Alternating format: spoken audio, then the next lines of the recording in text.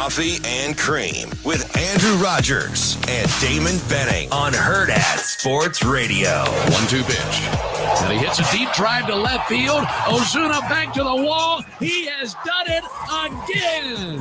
A 2-run home run and a magnificent jolt for Marcell Ozuna. 7-0 Braves. Machado runs again. The 1-1 pitch hit in the air to deep center field. Chisholm's going back. He is at the wall, looking up, gonna go. 2-run homer, Xander Bogaerts. And the Padres get some much-needed add-on offense here in the 6th. Here's the 2-2 pitch, and it is swung on and crushed. It is back. It is gone. Adam Duvall, a 3-run homer in extra innings. His 3rd of the series, and it's 7-4 Red Sox. And here's the 1-0 to Judge. Swung on, hit in the air to center field. Back goes Thomas on the track at the wall. She is gone. It's a grand slam. I would really encourage people to go to Huskers.com. We've got a dedicated icon on there with all of the information about Volleyball Day in Nebraska, all of the details, lots that are available, parking that's available. We have 50 buses that we've rented to help transport people from various locations. We're going to do everything that we can to make this special. And by the way, I've checked the weather, and knock on wood, it's not 110, at least according to weather.com. Yeah. So we think it's going to be a special night, and I'm grateful to UNO and Wayne State and Kearney for their participation. I think we're going to have a lot of fun. Good morning, everybody. Coffee and Cream, DB, back in the seat. Andrew Rogers, happy to have you with us. We are live from the H&H Chevrolet stage at Hurrdat Sports Bar and Grill. Shane Schillerberg with us as well. Nick Kinnaman already chiming in. 7 days, DB. 7 days. GBR. The college football season kicks off for Nebraska. But, hey, it's good to see you in the 7 o'clock hour this week. I mean, you've been all over the place with high school practice. Good to be seen. We just had to make a couple of adjustments. A lot of teams scrambling, trying to get ready for week 1 or 2, however you look at whatever you call last week. It's week 1 for some teams. It's week 1 this week for us. Week 0.5 last week. Yeah, I mean, it's whatever. But the Mother Nature, she typically has last laugh, so we just have to adjust.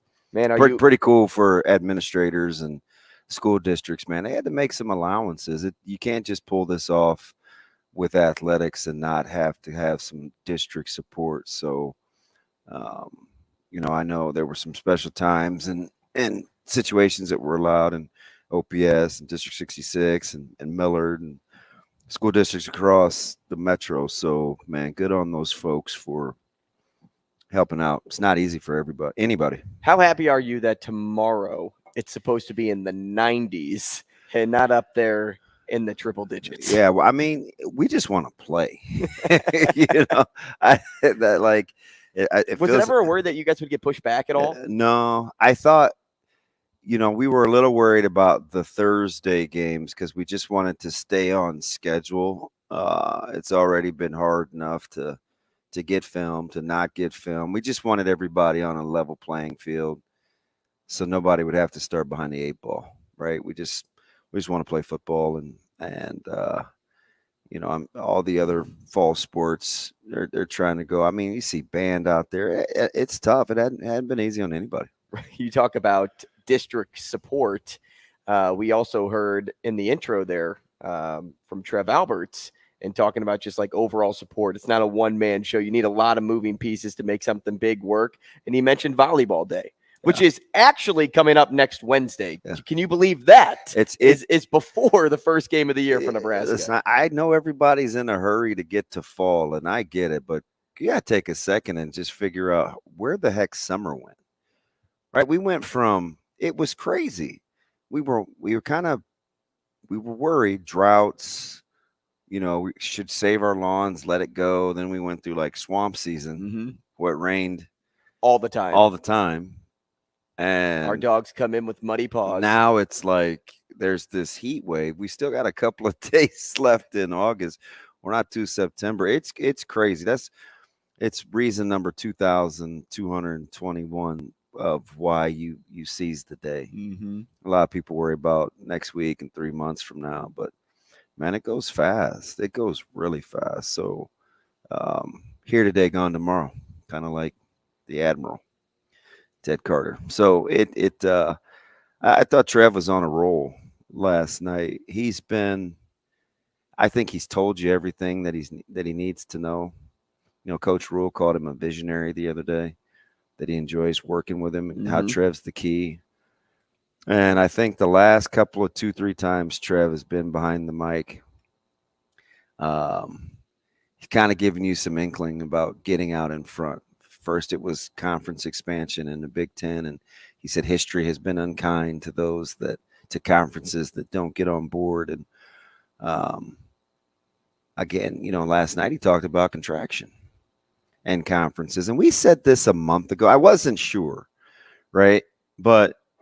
And I really wasn't. But the more I'm kind of around this thing, remember when we talked about Oregon and Washington, and I said it's kind of short-sighted to just think about revenue splits and big pieces of the pie. I think conferences are playing the long game in terms of acquiring the best leagues possible. I believe that now more than ever. You got some reassurance last night? Well, I hear it. Like I'm listening to what he says with an open mind, and I think he's letting you know. And I know we joked about the EPL model and stuff like that, but I just think it has now more, with all the money we talk about, it is now morphed into college athletics where there are just no free rides. I mean, we talk about it in society. We talk about it, you know, with the economy. And they're just, you got to earn your keep. And that's what he ended up saying too. Like, now it's time to win football games. Yeah. Like everything has been presented to us, you know, with flying colors, right? We've pushed past all of the stuff behind the scenes. Now we actually have to keep ourselves accountable on the field, because if we can't, that means they can just come back at us with, hey, you're really not pulling your weight. We may do something different with you. Yeah, and I think, you know, it's I get what he's saying from that regard. Maybe I'm a little biased, but I think Nebraska's safe.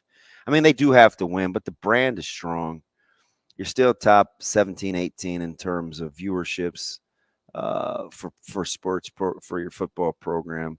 So you're going to command dollars. I can't really, in my heart of hearts, see anybody getting kicked out of the Big Ten, but I do think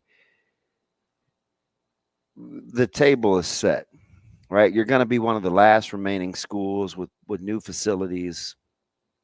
Most people are doing renovations, not total erections from scratch. So it's like you felt like you had your infrastructure from an administrative point intact. Now we'll see what happens with the role that Dr. Bennett can play in losing Ted Carter. I didn't get into the political game, but it's obviously something is disjointed there between either regents or governor, Ted Carter. Like, this was quick. And I think Ted Carter had a really, really good relationship with the university. I think Nebraska is in a critical spot because Ted Carter held the spot on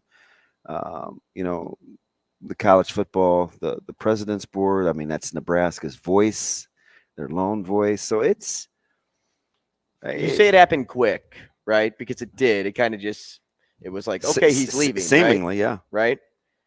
But you don't think it actually happened quick, right? Like, this had to be like a process that Carter knew about for a while now. And he was just kind of waiting just for like the right time.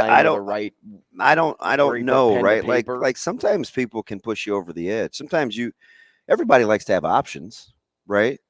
But sometimes you don't want to exercise them until you have to.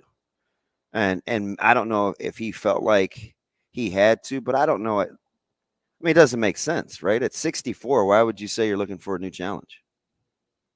Well, he's a go-getter.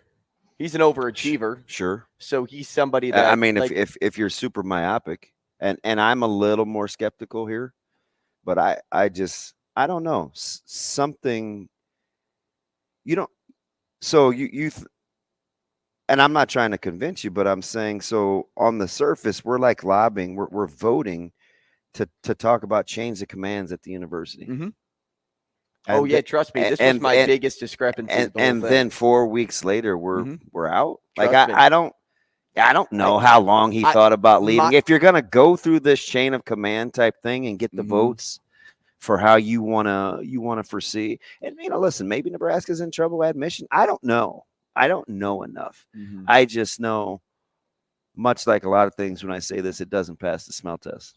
Yeah, I had a conversation with Ravi the other day over the phone, a little bit about the situation, and he's like, well, maybe like it just kind of, because it happened so quick. I'm trying to find my words here, the right words to use here, because it happened so quick and he wasn't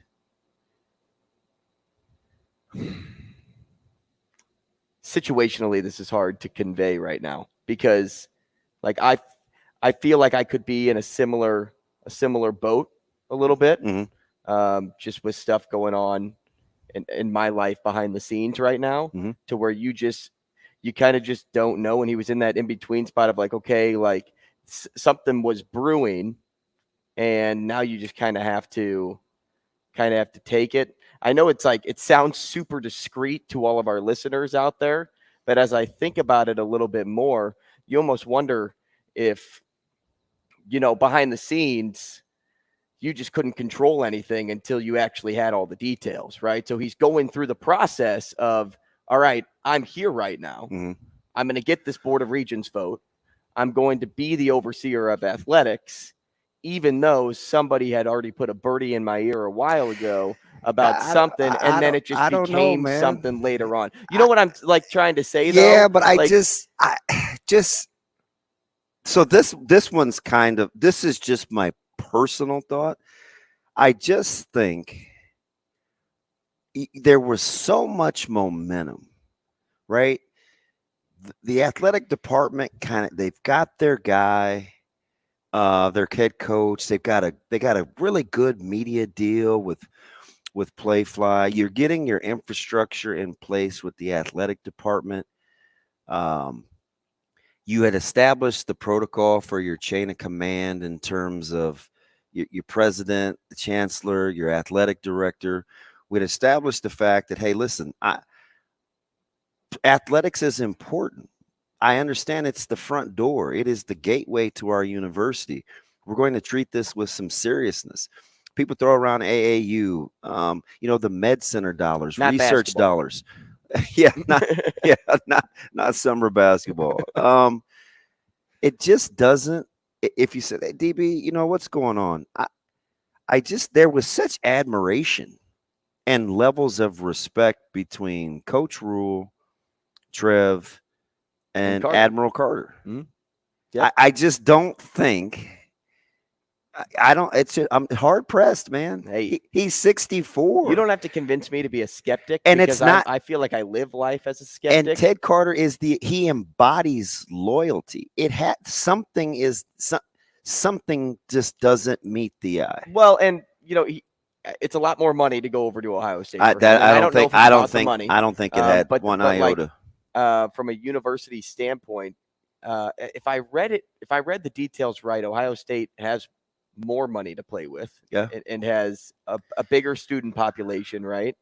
Well, I mean, those details, and I don't know how that factors into his decision making, because people call it a better job, but I don't know if I would ever say. I don't know. He's going to lose his athletic director in a year. Well, it's in the eye of the beholder, right? What's the better job to use? Working with an athletic department that operates in the black. Financially, the school may be better set up, but is that a better job in the eye of President Carter? I don't know. He's had to balance a lot in this job too, because he's played like peacemaker in a lot of situations. So maybe he just kind of was like, I just don't want to keep doing this anymore. I don't want to keep balancing the sides. I can't see that being the case. I just can't. He doesn't strike me as that type of individual. And I mean, with the university systems and his relationship that he had with Trev and that mutual respect. I don't know. I listened to Trev pretty close, just kind of knowing his delivery cadence. I don't know. I'm not a conspiracy theorist. It just doesn't sit well. And maybe, listen, full disclosure, I'm super honest, right? Maybe what you're hearing is more disappointment on my end. And it's not, and it's disappointment that I felt like this was the first time since I can remember, since I left sports, since I left the university, that, I mean, I felt like this was a power team. I really did. I felt like it was in tremendous hands with. He's going to be hard to replace. And I mean, Dr. Bennett steps into an interesting situation with transition in the university, but now I'm just kind of focused in on, I like the pieces in the athletic department, right? I'm a big Trev guy. I love Doug Ewald. I like Dr. Ellis. I like some of the power brokers that are making decisions. And I think I got a little bit of a vote of confidence from Coach Rhule, because he did the quick pivot. He's such a quick blinker. He's like, hey, I want to focus on my relationship with Trev. I'm very appreciative of Admiral Carter. He was a key cog in helping me get here. Because remember, you don't have the kind of background that Admiral Carter has. Play the role that you did in the acquisition of your coach. Because I have to believe that the negotiations going way back from Carolina and that took some work, and it took some stick-to-itness, and you had to go back and get it. Like, you need everybody on board there, and I just don't think you do that and have been planning some secret departure for months.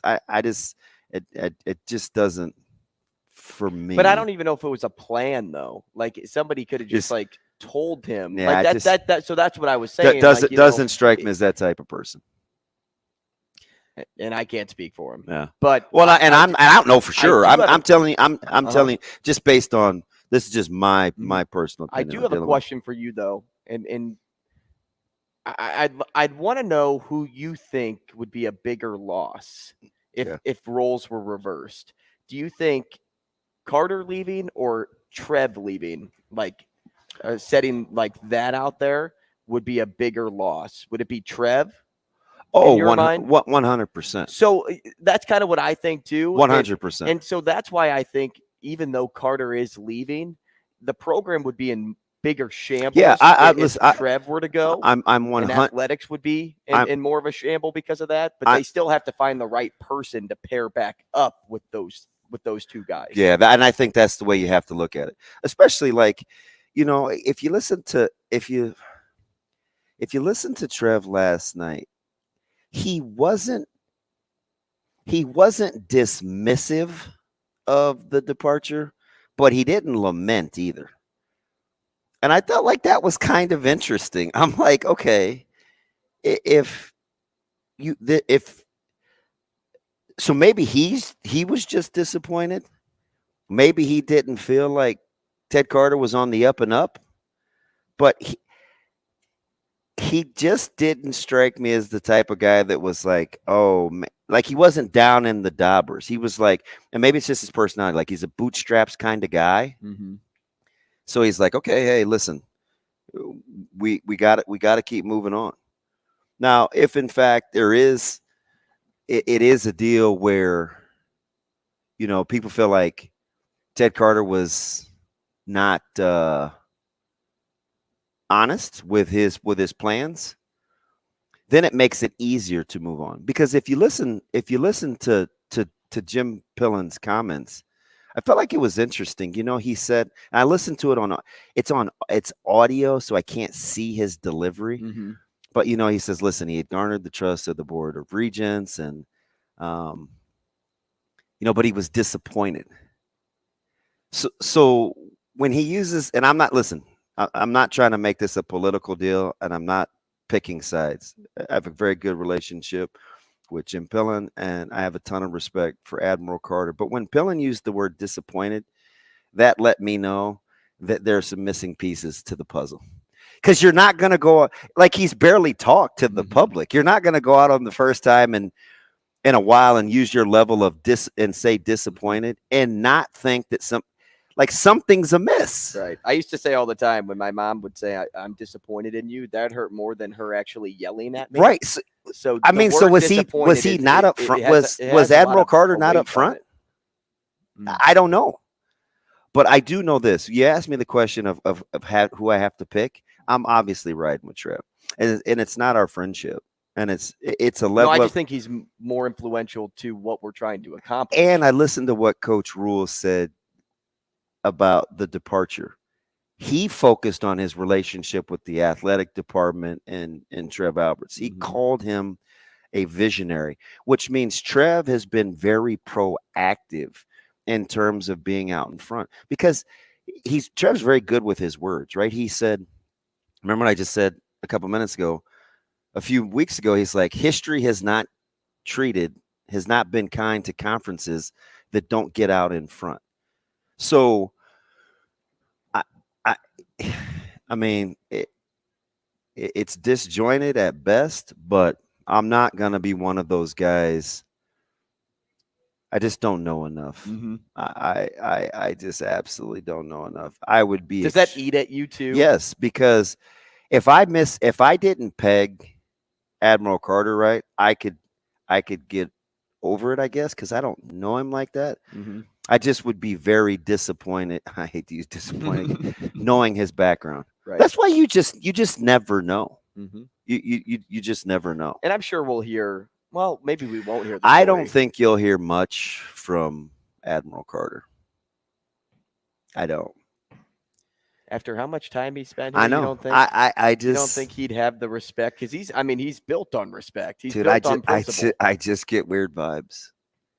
So Tom on YouTube says, what is the percent of the time Carter spent on athletics? Maybe 10%. Is he talking about its direct the effect on athletics? I would guess so. Why? The number one question I would ask him is why, if you thought you were leaving, and I don't know if he did, I don't know how sudden this is or isn't. Why would you spend time getting the votes from the regents to establish the chain of command in the hierarchy? Doesn't that seem weird? Probably. Okay. You either got blindsided, or you're one of the more disingenuous people that maybe to assume that role. Maybe he was like, I want a backup plan. Like if Ohio State doesn't work out, I want to keep things in order. Yeah, that would be so tough. If I don't want to go to Ohio State, I still have what I want in Nebraska. I try not to be in my feels, and maybe you're right. Maybe you're right, man. It's interesting to say the least. And the other way to look at this point from Tom, though, is I saw President Carter spend a lot of time with athletics. Yeah. Like, I mean, even when I was at UNO, he'd come to, I bet he went to 2 or 3 hockey games a year. Like he makes time for athletics. Yeah. So I don't know his overall time spent with athletics, I would say is more than 10%. But as for like how much time does he spend on it, like it's part of his job description, 10% is probably around right. I mean, well, with the Board of Regents decision, though, it would have been a lot more. Yeah, I thought Trev that's a beautiful, I don't know. I'm a little biased, but I do listen to the words too. I thought he handled himself masterfully last night. We'll take a short break. The show will be back in 5 minutes.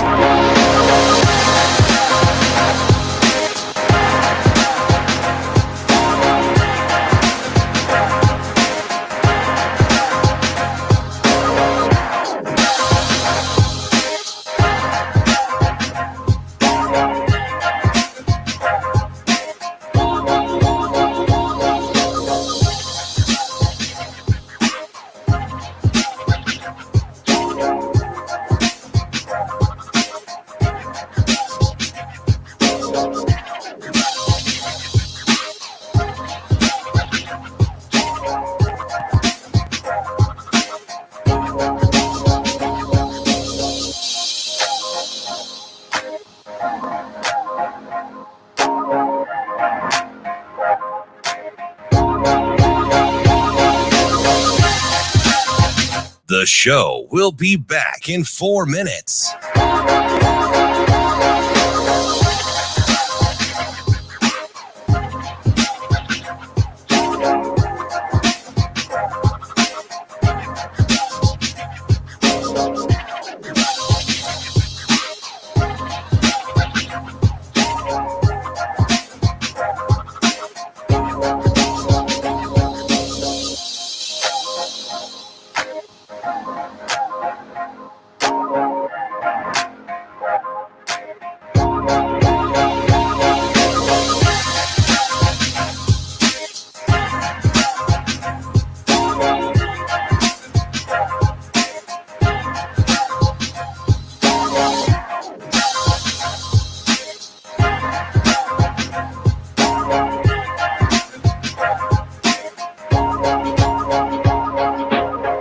The show will be back in 3 minutes.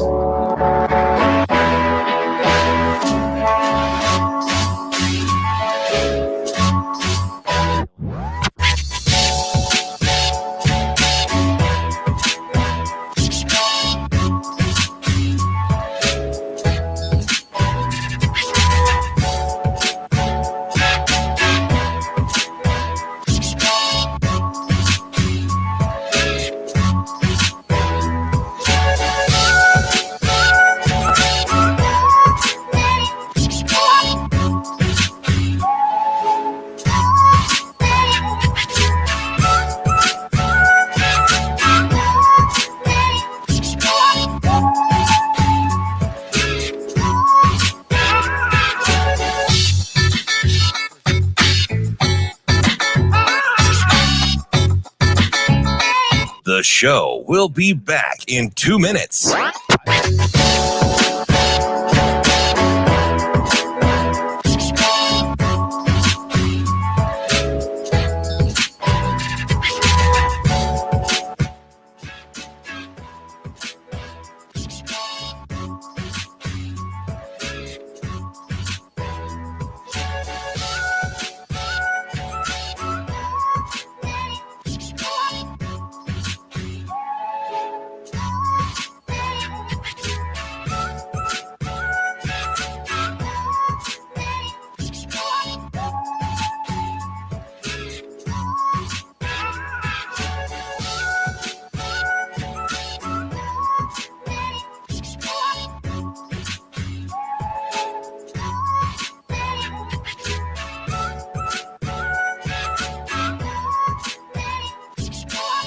The show will be back in 1 minute.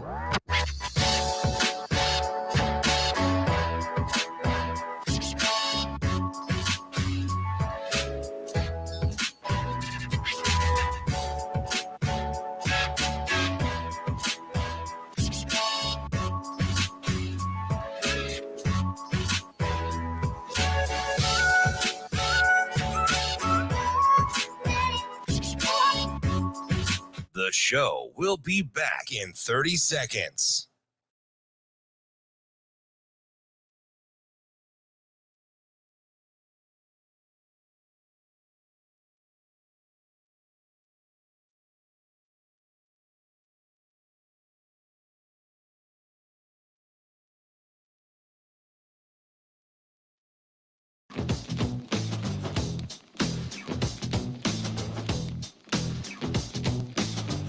Coffee and Cream with Rogers and Benning on Hurrdat Sports Radio. I live for those smiles on young men and young women's faces. I mean, that's why we do what we do, right? You're here to change their experience and to give them resources to allow them to really grow as an athlete and as a student. And it was pretty cool to have that unveiling. And so I first want to say thank you to our donors. I also want to say thank you. There's a lot of people working literally day and night on that project. And so all of our partners, Rainwood Development Corp, Houseman, everybody, our internal facilities folks that are, and the patience that Coach Rhule and his staff are exemplifying by allowing us to get into those spaces that are finished. And so we really wanted to do it in a way that was not disruptive for football. We were able to get that done as camp broke. And now we'll keep working on this. And as I said previously, really hopeful that by the end of the calendar year, we can have it open for all the student athletes, the training table, athletic medicine, academic support, all that kind of stuff. Welcome back, Coffee and Cream. DB Andrew Rogers, live from the H&H Chevrolet stage at Hurrdat Sports Bar and Grill. Happy to have you with us. We are on 590 ESPN Radio here in Omaha. We're live on Twitter, live on YouTube, the Hurrdat Sports YouTube page. You can get involved in the chat room there or give us a call on the Warhorse Casino phone line, 888-638-4876. DB Cody on Twitter asks, would Hank Bounds consider coming back? I don't know, but man, I was a big Hank Bounds fan. It's all interesting. Is that a Nebraska name or what? Hank Bounds. It's just I remember I would always see him at practice, and I would ask him. Sometimes he would go to volleyball, and sometimes Hank would go to football, and I always asked him why he was so heavily involved, and he said, this is the highest form of competition. You're competing day to day at a high elite level. Why wouldn't I want to see what I can gather? You want to be competitive with admissions. You want to be competitive with teacher pay. You want to be competitive with your students' acumen on campus. He said, why not spend time around people that want to be competitive? It's just interesting. Yeah, no wonder you like him. I just remember, and it's like, I don't know, man. This is just a lot of these funny stories and it all boils down to competing, which is why I'm kind of able to dial in on what's going on in Lincoln, right? They're focused on the task at hand. Mm-hmm. Trev, it's growth, it's revenue, it's overseeing a project. Coach Rhule, it's rebuilding a football program. Yeah, man, we got Minnesota on Thursday. It just those things they keep you dialed in. The weather sucks and can't get outside, and you got makeshift times, and the guys are tired, and it's like, hey, you know what? Listen, you got to figure it out. You play a team that's got a game under their belt on Friday night, and you better have your ass ready. So. That's just the way that it goes. You've been around me a long time now, and I think this is how I think, mm-hmm. and that's what I gravitate towards too. Now, I'm going to go back to something like the way you think, right? And I'm going to take us back to, it was probably a month and a half ago. Maybe it was 2 months ago. I mean, as you said, the summer has flown by at this point, and we're in the heavy parts of summer. Not a lot going on. We're just kind of like thinking and reflecting, and you had said something that caught me by surprise, and I bet it caught the rest of the fan base by surprise too. You had said, watch out for Deshaun Singleton. Deshaun Singleton is going to emerge, and I was watching him. I was doing this, that, and the other. And so yesterday I just had to ask you, because you have such a tight connection with Coach Rhule, and I didn't know if there was did he put a little birdie in your ear like, hey, this guy's going to be good, or was it actually you? So I'm going to ask you, was it you that found and made that assessment, or did Coach Rhule give you a little bit of insight? 100%. I was speculating based on what I saw. Because I really, because what we're hearing right now is not what was seen last year out of this man. No, absolutely not. But to be honest, that was the catalyst for me to say what I said. Because, what group did I spend time watching? DBs, right? What group do I always spend time watching when I take him to practice? Defense and DBs. Defense and DBs. So I know the most about them because that's what I'm watching all the time. I didn't even make the connection that you coach defense at Westside, so it's easy for you to just pick up on things. So I'm just watching him move until now. Right, because it's early. It's not like they have teams yet. They don't have That's units. why I said this was summer when you made they don't have units yet, and so he just was moving different. He looked more. He was always kind of He is explosive, but he just looked more sudden, and he was aggressive, and he has a nice frame, and so I'm like, but you know what the real tip was? This is so me. It's not even funny. I watched who he talked with. At practice? During breaks. You know who his running mate was during breaks? Maybe Quentin Newsom? Quentin Newsom. Malcolm Hartzog? And Gifford. Oh, Gifford. Okay. So and you know my affinity for Gifford. Mhm. And it stems from him kicking, coincidentally, it stems from him kicking our tail when I was at a different high school. And I joked about how he told us to enjoy our bus ride back home and take our happy asses back to Omaha. Yeah. And I couldn't even be mad. I said this real time. They put it on. I couldn't even be mad. What's the final score? Fudge, I don't know, 27-7 maybe or something like that. They beat us good, and That's a good football game. They beat us physically, which wasn't the way that we would score 27 well, points. that we wouldn't normally get. You'd win We physically. typically didn't get handled like that, and it was the second time that we had seen them that season, and I mean, it was just a tough matchup. But anyway, so I just watched him. You know, he's getting in and out of his breaks. You know, he's a real sudden guy, and I'm like, this isn't the guy that I saw last year. Kind of looked a little stiff, but I do know when I talked to the coach, so I asked Coach Bush this last year when he took over, and I said, man, you got to tell me about Singleton. I mean, he's kind of highly recruited, and like, what's going on? And I just would ask him about some of these guys. So he gave me his attributes. I just remember, you know, he talked about his physical attributes, and I was like, man, you know, I just don't see it. Right? He's like, oh, you know, just got to get him unlocked and get him playing with confidence. Needs somebody to believe in him.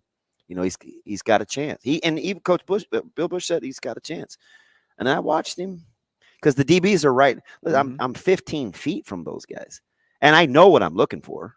Right? It's like I watched the drills. I watched the run fits.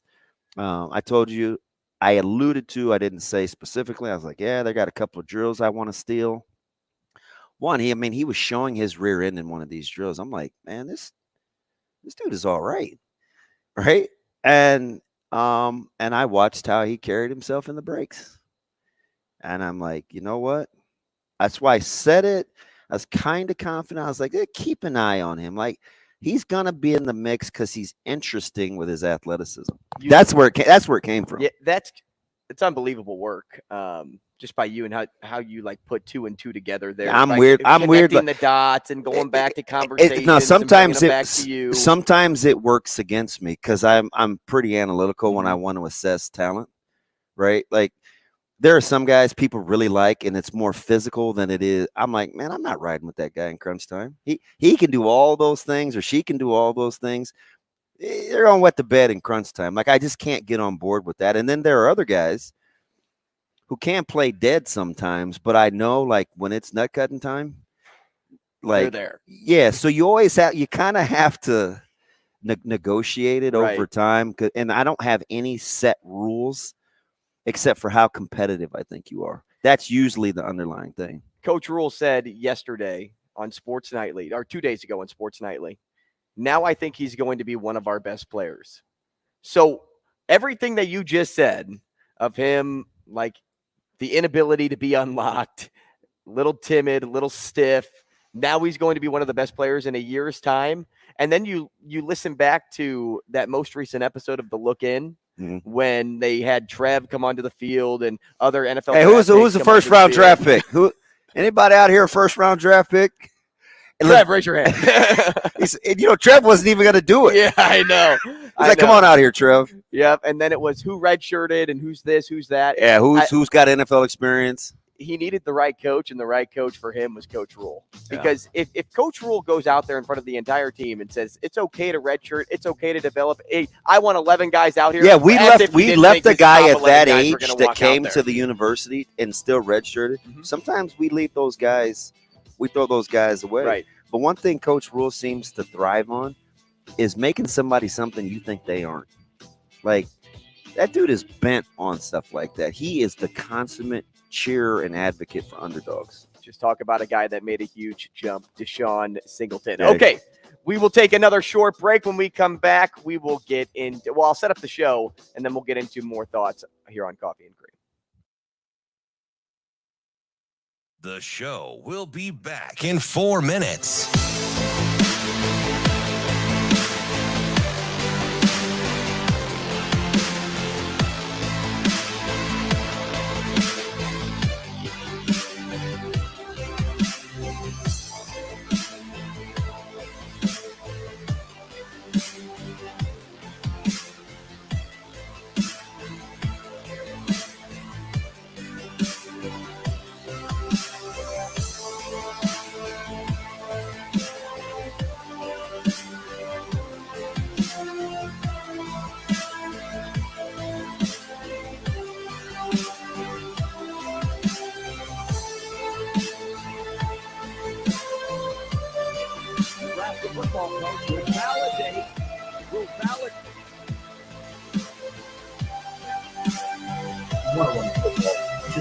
some days out here. The show will be back in 3 minutes. We threw the ball, really was just rolling back into the pitch, right? So Coach Osborne was the first to tell me that, like, man, like, the wind.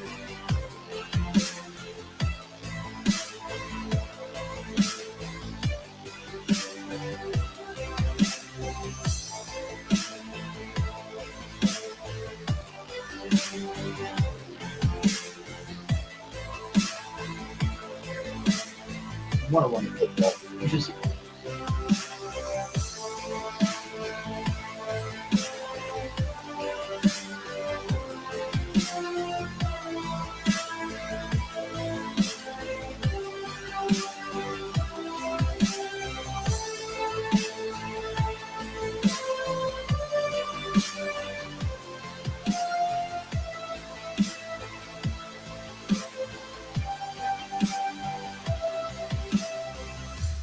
The show will be back in 2 minutes.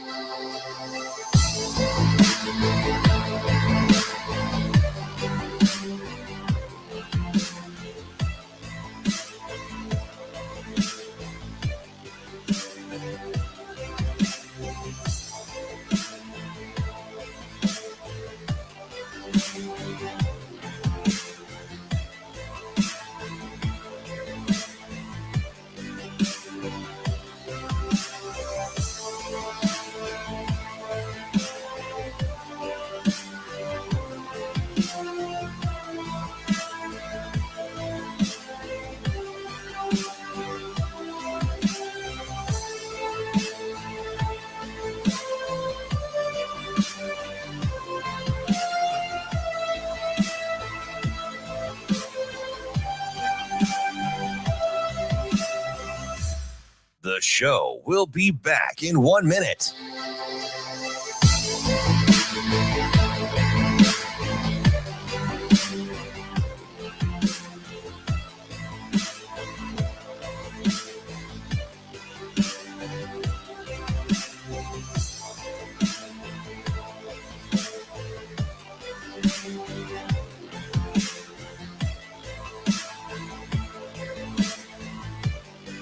The show will be back in 30 seconds.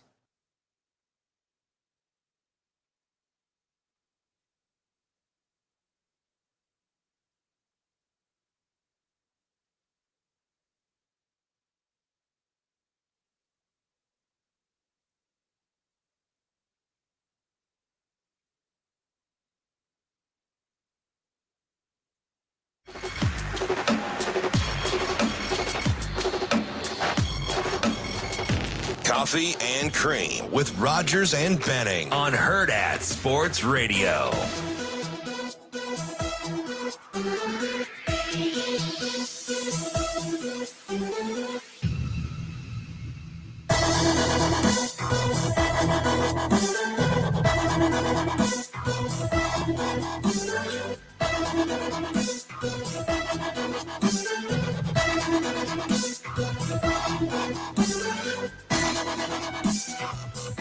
Hey, welcome back.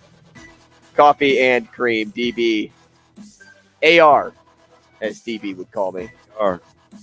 We have Ravi Lulla coming up at 8 o'clock, which is funny because I felt like, well, and you too, we felt like we've talked to this man nonstop over the last week. So we're going to talk to Ravi again. Hey, I looked at Shane. I'm like, what are we talking to Ravi about? Spent all afternoon with that guy yesterday. And it's going to turn into our Three Amigo segment. How about the little, what were you guys all doing out at headquarters watching television? That looked like a frat house in there. It sure did. And I turned on the newest episode of The Look In. Ravi said he hadn't seen it yet either. So we were waiting for you and JP to be done with your pod. Well, he was. Yeah. I was there to just. Dude, it was like the best thing about coming out there watching, because there are like 4 of you guys, 5 of you guys out there. Because you went in with just Ravi and I. Yeah. You came out. And it was like Bob Deep. I was like, what is going on out here? I was still pissed at Shane because it was 86 in the recording studio, and it was like 66 out where you guys are sitting. I think it was 74. Dude, that was total trash. Like, what was going on in there? I like it warm, but that was a little much in there. Hey, how about Sasha looking at me, deadpan, straight face? She goes, dude. I said, why is it so hot in here? She goes, I can't figure it out. Yeah. And I was like, so then I tried it. You know I'm a dummy. You come out there and you're like, dude, what's the point of this when I want it to be turned down and cooler? And I'm like, yeah, DB, you get that thermostat. That is its job. You know, like, I would be held accountable, right? Like, I'm told, okay. Smart ass Ravi was like, well, here says the guy with a sweatshirt on. I was like, look, man, I can control me. Like I can deal with the elements. It's the principle of the matter. Right. The thermostat's job is to regulate. It clearly is not doing their job. I'll self-regulate. Don't worry about me, Ravi. I'm talking to the thermostat right now. Okay? It's me and Dr. Therm. Yeah. I'm told by Cam. Cam told me over the summer. You can't trust a guy with that long of a beard. Well, he's tall, so I trust him. Okay. I mean, I trust everybody. More of afraid. This dude, they're out having a little meet and greet. I'm trying to go to work yesterday. I'm like, why are you two just standing out in the hallway for like minutes? Like when you were trying to get inside? No, I was inside. I wanted to start the podcast. Yes. And they're out here just shooting the breeze. I'm like, you taking notes? He tells me that in the building in headquarters, there's 2 sets of thermostats. One's controlled by the building, one's controlled by us. That might be a building-controlled one, which we don't have control over. But why would that ever be the case? Like, I don't know. That's the first time I've ever heard that. Listen. And on top of that, why would they want to set the building when it feels like over 100 degrees outside at 74? It's total first world problems. Right? I mean, we could be in Botswana or 68 or Soweto or as Bobby Boucher would it's say. Probably 109 there too. Friggin' Melbourne. Wait, Melbourne's they're on the other half of the equator too. It's probably nicer there. Zip it, I Marty. bet they have big spiders like we had on our stage. I let him go in the grass. Yeah, if you're out in your grass, if you're out in the desert, right out here where we park. Oh, so you didn't drive with them? No, I'm still mad. I'm still mad about the Lunchables, bro. So Shane, funny story. This is not funny. It's very funny because it didn't happen to us. It happened to DB. So I'm driving out and I stop because he's got that wolf spider in a cup with a lid on, people, with the lid on. And I was joking with them. I'm like, you poked a hole in there. It's going to sneak through and then you're going to look down at some point on your drive home and it's going to be gone. You're going to be like, oh no, where's this spider at? But then it was right as he opened his trunk and there were groceries in his trunk. Yeah. And it was a bag full of Lunchables. And if I could show you what the cheese looked like, let's just say all the cheese looked like nacho cheese together. And I was so mad. And I told Drew Don, I was like, normally I wouldn't be mad. I don't even like Lunchables. I got them for Zoe because even the fancy ones rang up like $1.07. So I was getting like $3 off. And here's the kicker. The sale was only a 3-day sale. It was a 3-day snack sale. And you went over the weekend. Yeah. No, I went Sunday. I picked them up Sunday. No, what was yesterday? Or what was the day that happened? I picked them up Monday. Yeah, Monday. Yeah, I picked them up Monday. It was a 3-day sale. So I ordered them on Sunday to get the sale, but I didn't pick them up on Monday. Yeah, so when I saw you, those jokers had been in the vehicle. I took them to Verzal. I was mad. But I had to go get some ground beef. So I swung out there real quick. I was like, man, I ain't got much time, blah, blah, blah. And it was just like, why are you so upset? Because I needed I gotta really start meal prepping. Or a Verzal line would have been like, what crawled up your behind? So I gotta really start meal prepping. So I wanted a bunch of ground beef. So I swung out there real quick. And I was like, man, can you believe I said, forget it. I'm just going to show you. And I walked because I wanted to throw them away in his trash. I didn't want them in my car anymore. So I had to bring them in at some point. I thought you were about to say you didn't want them in your trash. I didn't. Oh, so you threw them in his trash? Yeah. Because, okay. I don't want things rolling around my garage. If it's a perishable, I don't put it in my trash until the last minute to go out. I don't want anything.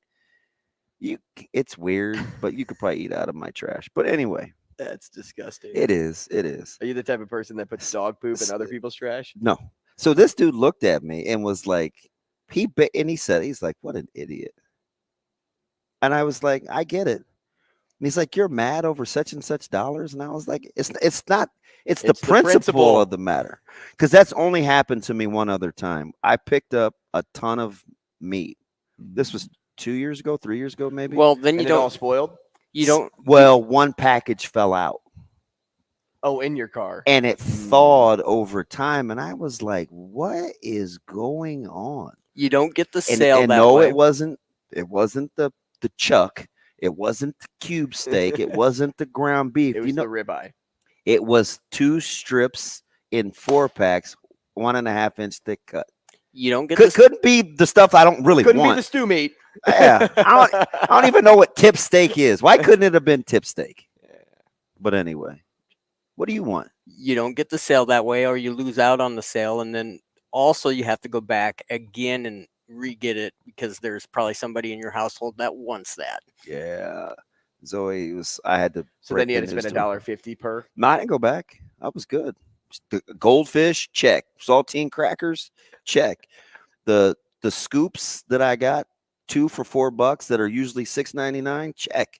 Scoops. What are scoops? So like Frito scoops. Oh yeah. Those things are like those Frito-Lay. They were like $5.39 regular price. Like for a thing of chips. You should see what cereal costs. You're talking to a cereal family. Same. I buy cereal in bulk when it's on sale. Do you go to like Costco? I go to Sam's. So I remember I got a couple of local grocery guys that help me out. Right. Boyce is my Fairway Family Fare guy. Mm-hmm. Johnny the Pig is my Hy-Vee guy. And I got a couple of Kroger Baker's guys. Severe, who has like 7,688,000 Kroger value points. It's unreal. It's he has 2 commas in his points. In for? Like gas. Oh, gas. Yes. 2 commas in his points. And he hasn't used any? No, he just used one like a month ago, I think. I think he paid like 78 cents.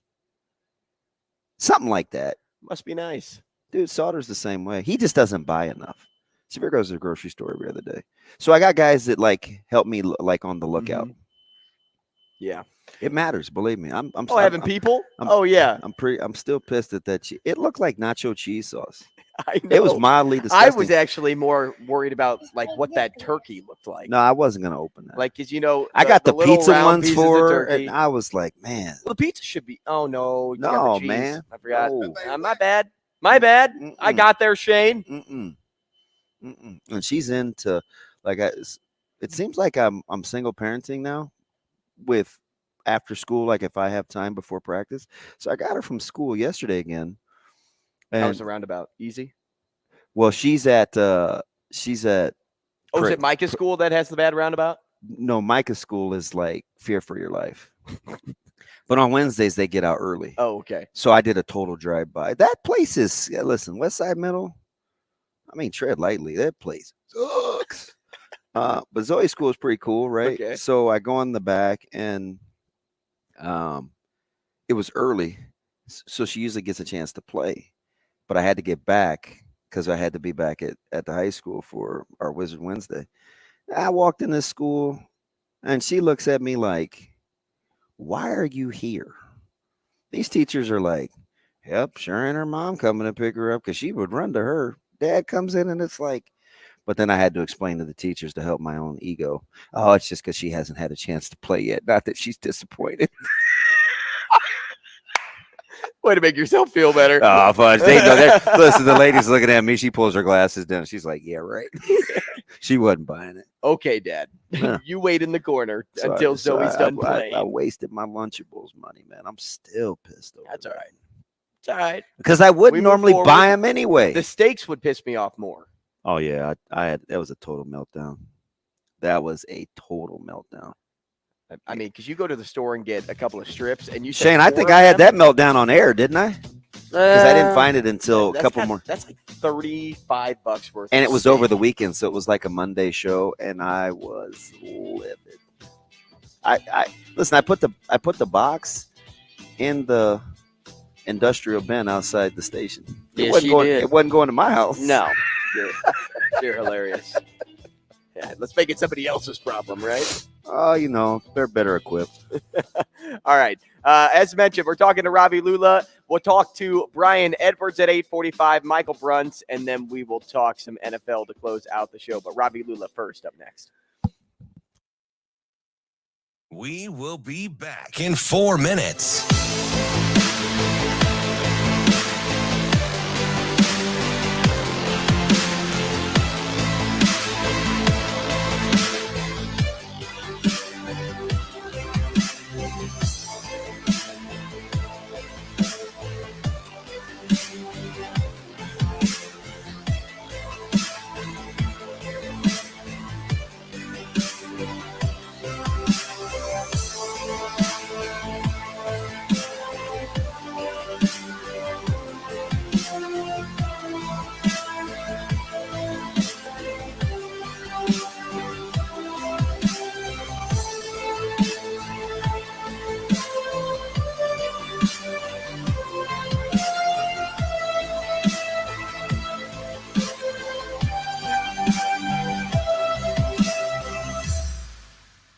We will be back in 3 minutes.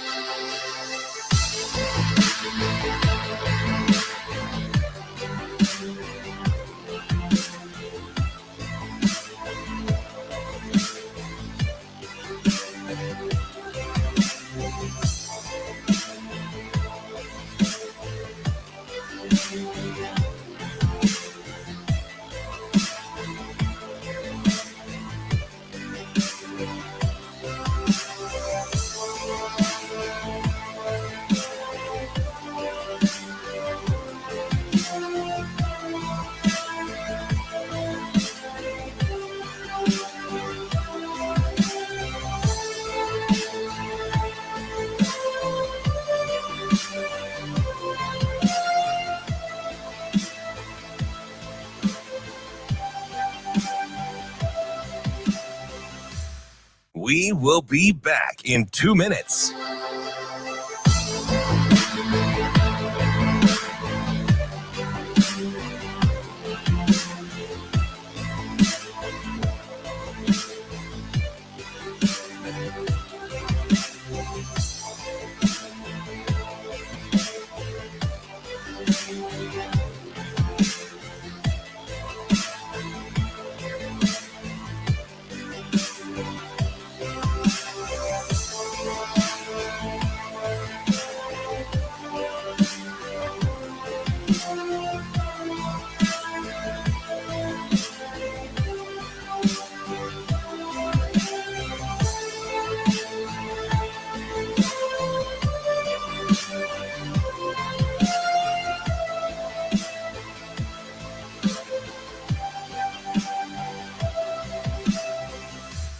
We will be back in 1 minute.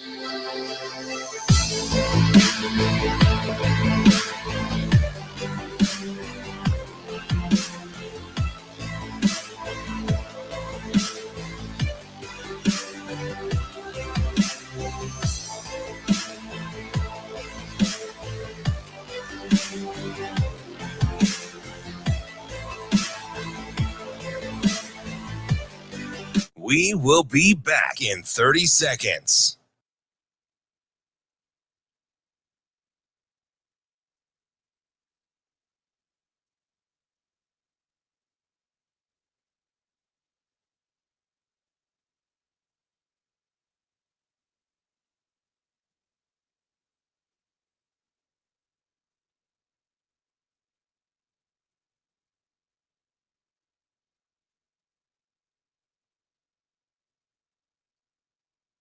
We want to run the football. You should see some day.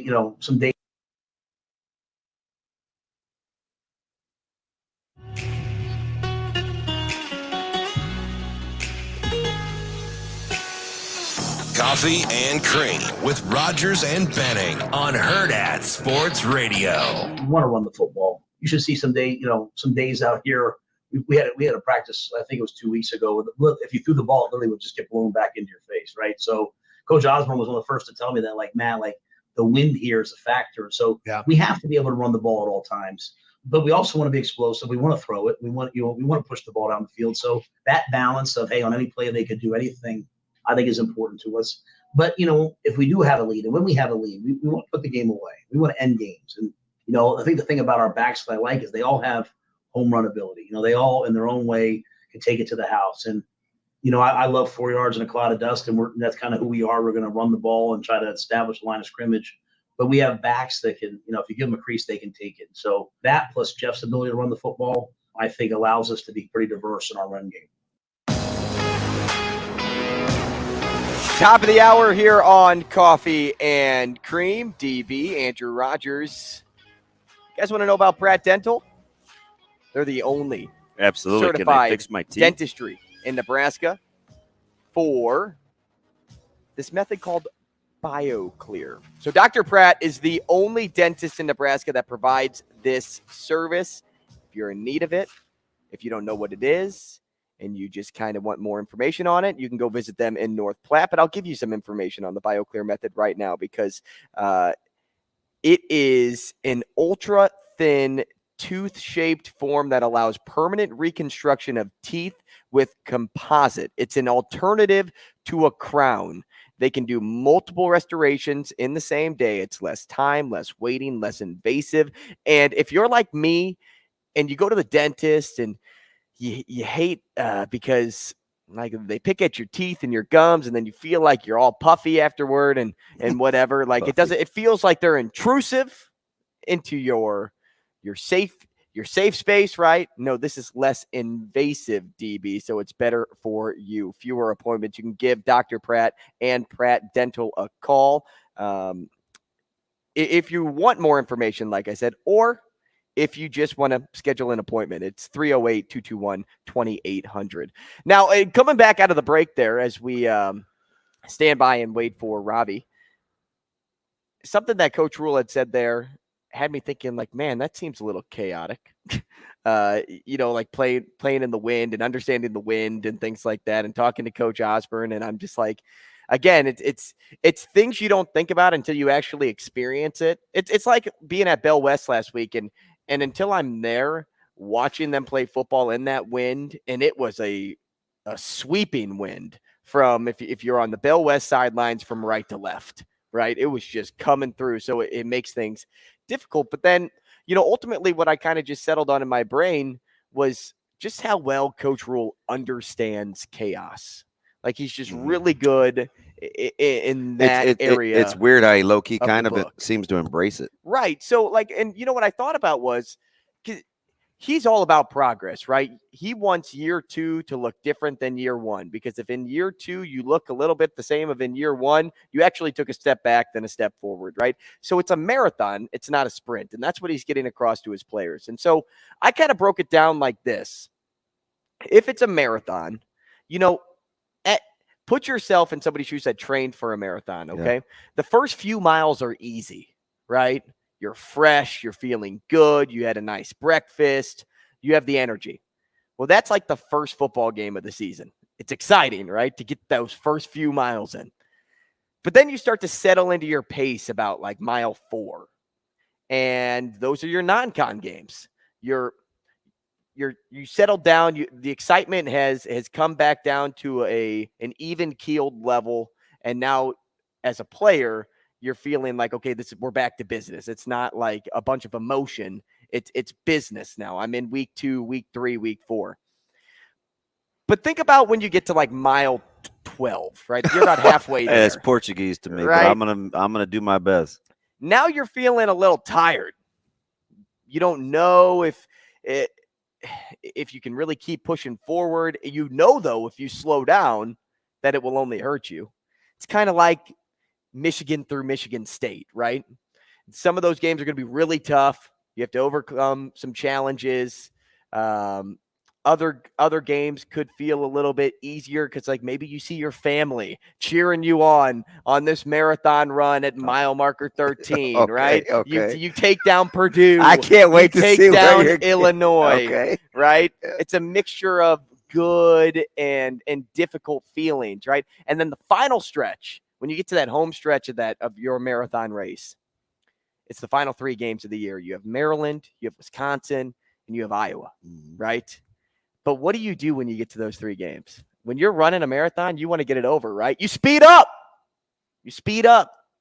Now you are searching for something, right? This might be the most crazy analogy I've ever achievement. heard. I'm with you, though.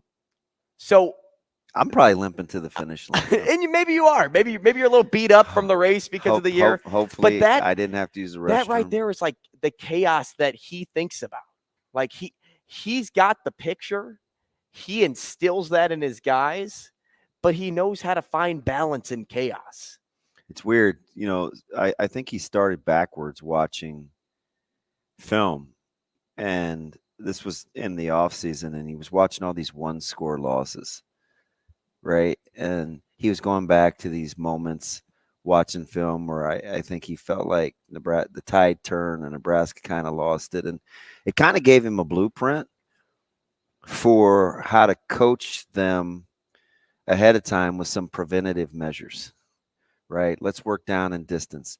Let's work 4-minute offense. Let's work 2-minute one timeout. Where situationally he put them, hey, sudden change. Hey, defense, you thought you got to stop, penalty. You guys got to come back out on the field.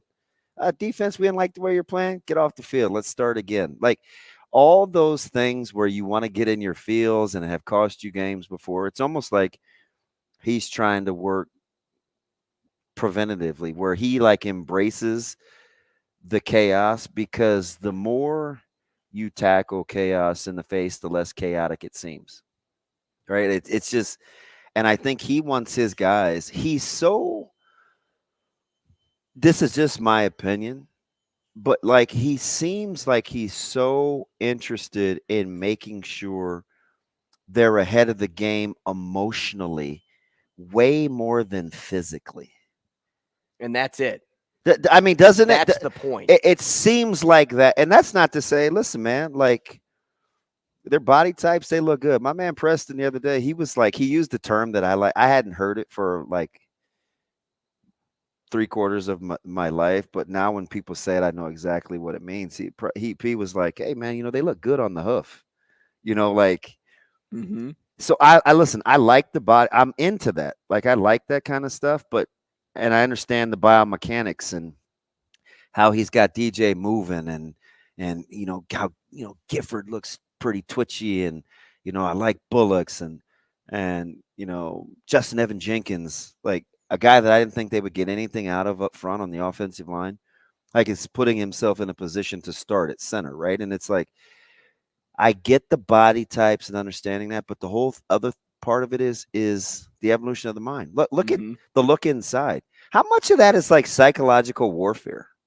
And I get it. It's a little scripted, but it's still who he is. It's still what he talks about, right? Like when he says things like, I'm rolling with the real ones, he's preparing. He's giving you every opportunity to be a real one. It's not for everybody. And it starts with that emotional piece, right? It's all about understanding the psychological warfare, and that's why understanding the chaos is so important to push through in year one, because he knows these guys have the physical attributes to be good football players. You wouldn't be on the field right now if you weren't physically all the way there. I wonder if that's what he was talking about. Now that you say that, like this is the micro. Like when he talked about we are going to have a good offensive line. I'm not subscribing to that narrative because remember he said that early. That's why he kept Donnie. Building that emotional confidence and then saying, hey, listen, we got to call plays in such a way where they can play to their strengths. Like, let's let these guys get lathered up. Maybe they aren't the best with quick set or pass, 5-step or this, that, and the other. But maybe if we do this, this, and this, maybe if we gap, maybe if we pin, maybe if we pull, maybe if we're not so zone, like whatever. Maybe we're playing to their strengths. And so he instills that in those guys. Because you listen to what they say after the press conferences all the time. Who's the new guy? Hey, did you know that's his car, the Chrysler? That's his. I would have never put. It's funny that I brought that up. I talked about how distinguished. I saw him pull in and I walked out and I was like, I used to want one of those. I feel like I could be an adult. They look so distinguished. And that's who's rolling in it. You're an artistic James Bond. Oh, my goodness. He's like, I'm good with that. He's still That's got our the guy, strong. Scott. His fashion sense is pretty good, There even you when go, he's there not you trying go, to be everybody. There's fashionable. Scott right there. Everybody wave to the camera. Scott, thank you. Thank you. That's our I don't even know if they can see our that. I'll just graphics move and the art camera guru. But I think left and that right. the art of his psychological, he's just a technician. Remember early? Hey, my biggest goal with this staff is to let them know this isn't Disneyland. Right? Like, that's how happy times. dude, that's the first thing you thought of with your staff? You get to Disneyland and you're like, ooh, let's ride. How many months ago was that? How many months ago was that? 5, 6, 5? He's fresh on the job. You know, I'll tell you. So he's already thinking about how can I not get them to fall in love with, while this place is amazing, we have work to do. He wants you to understand that, listen, man, like you gotta embrace, you got to embrace the environment, and you got to take it head on. And I think that's what he's about, right? That's why he says, hey, you know, what he said about bets wasn't all football related. Hey, listen, if a guy says, if that was my son, I wouldn't let him quit. That's the emotional piece. That's the mature growth and development. When you have a quarterback that has all that starting experience, want to transfer, and you're wondering if he's gone from compliant to obsessive, and would the obsessive be a detriment to everybody else on that? Like, that's psychological. He's already, hey, just showing up, doing something well at a 1% level better every day. That's psychological.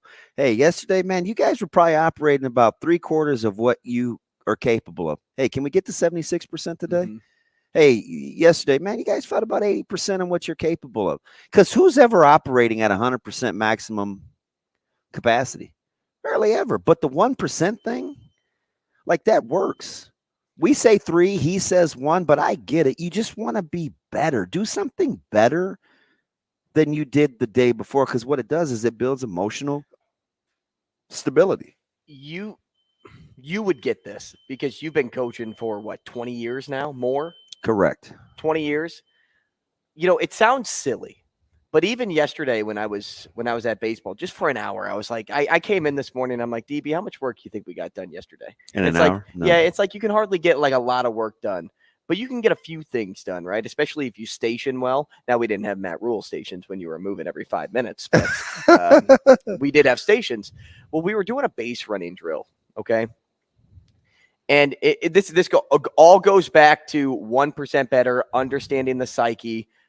We were doing a base running drill, and guys would just kind of lollygag out there, get into their lead, pitch would be thrown, and then go. And I saw like a couple of groups like go, and I just kind of stopped it. And I go, guys, I know it sounds silly, but you have to take your lead as if you're taking one in the game.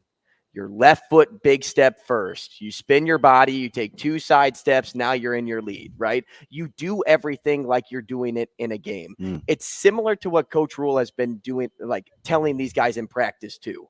Like, some of this stuff may sound silly to you, but I do this because as much as you think you may be the smartest guy in the room or the smartest guy on the field, you're probably pretty dumb. And if I dump something down for you, it'll be easier to understand, which is why I'm going to go back to that little lineup where he had Trev and T Knight and the rest of the guys out there with the red shirt thing and everything. And like, know that you can develop, and then going back to stories like Deshaun Singleton, all of that stuff he wants to instill in these guys, because by going through the basics, sometimes you can always find a way to learn something new, or you learn something about yourself. How serious are you taking this?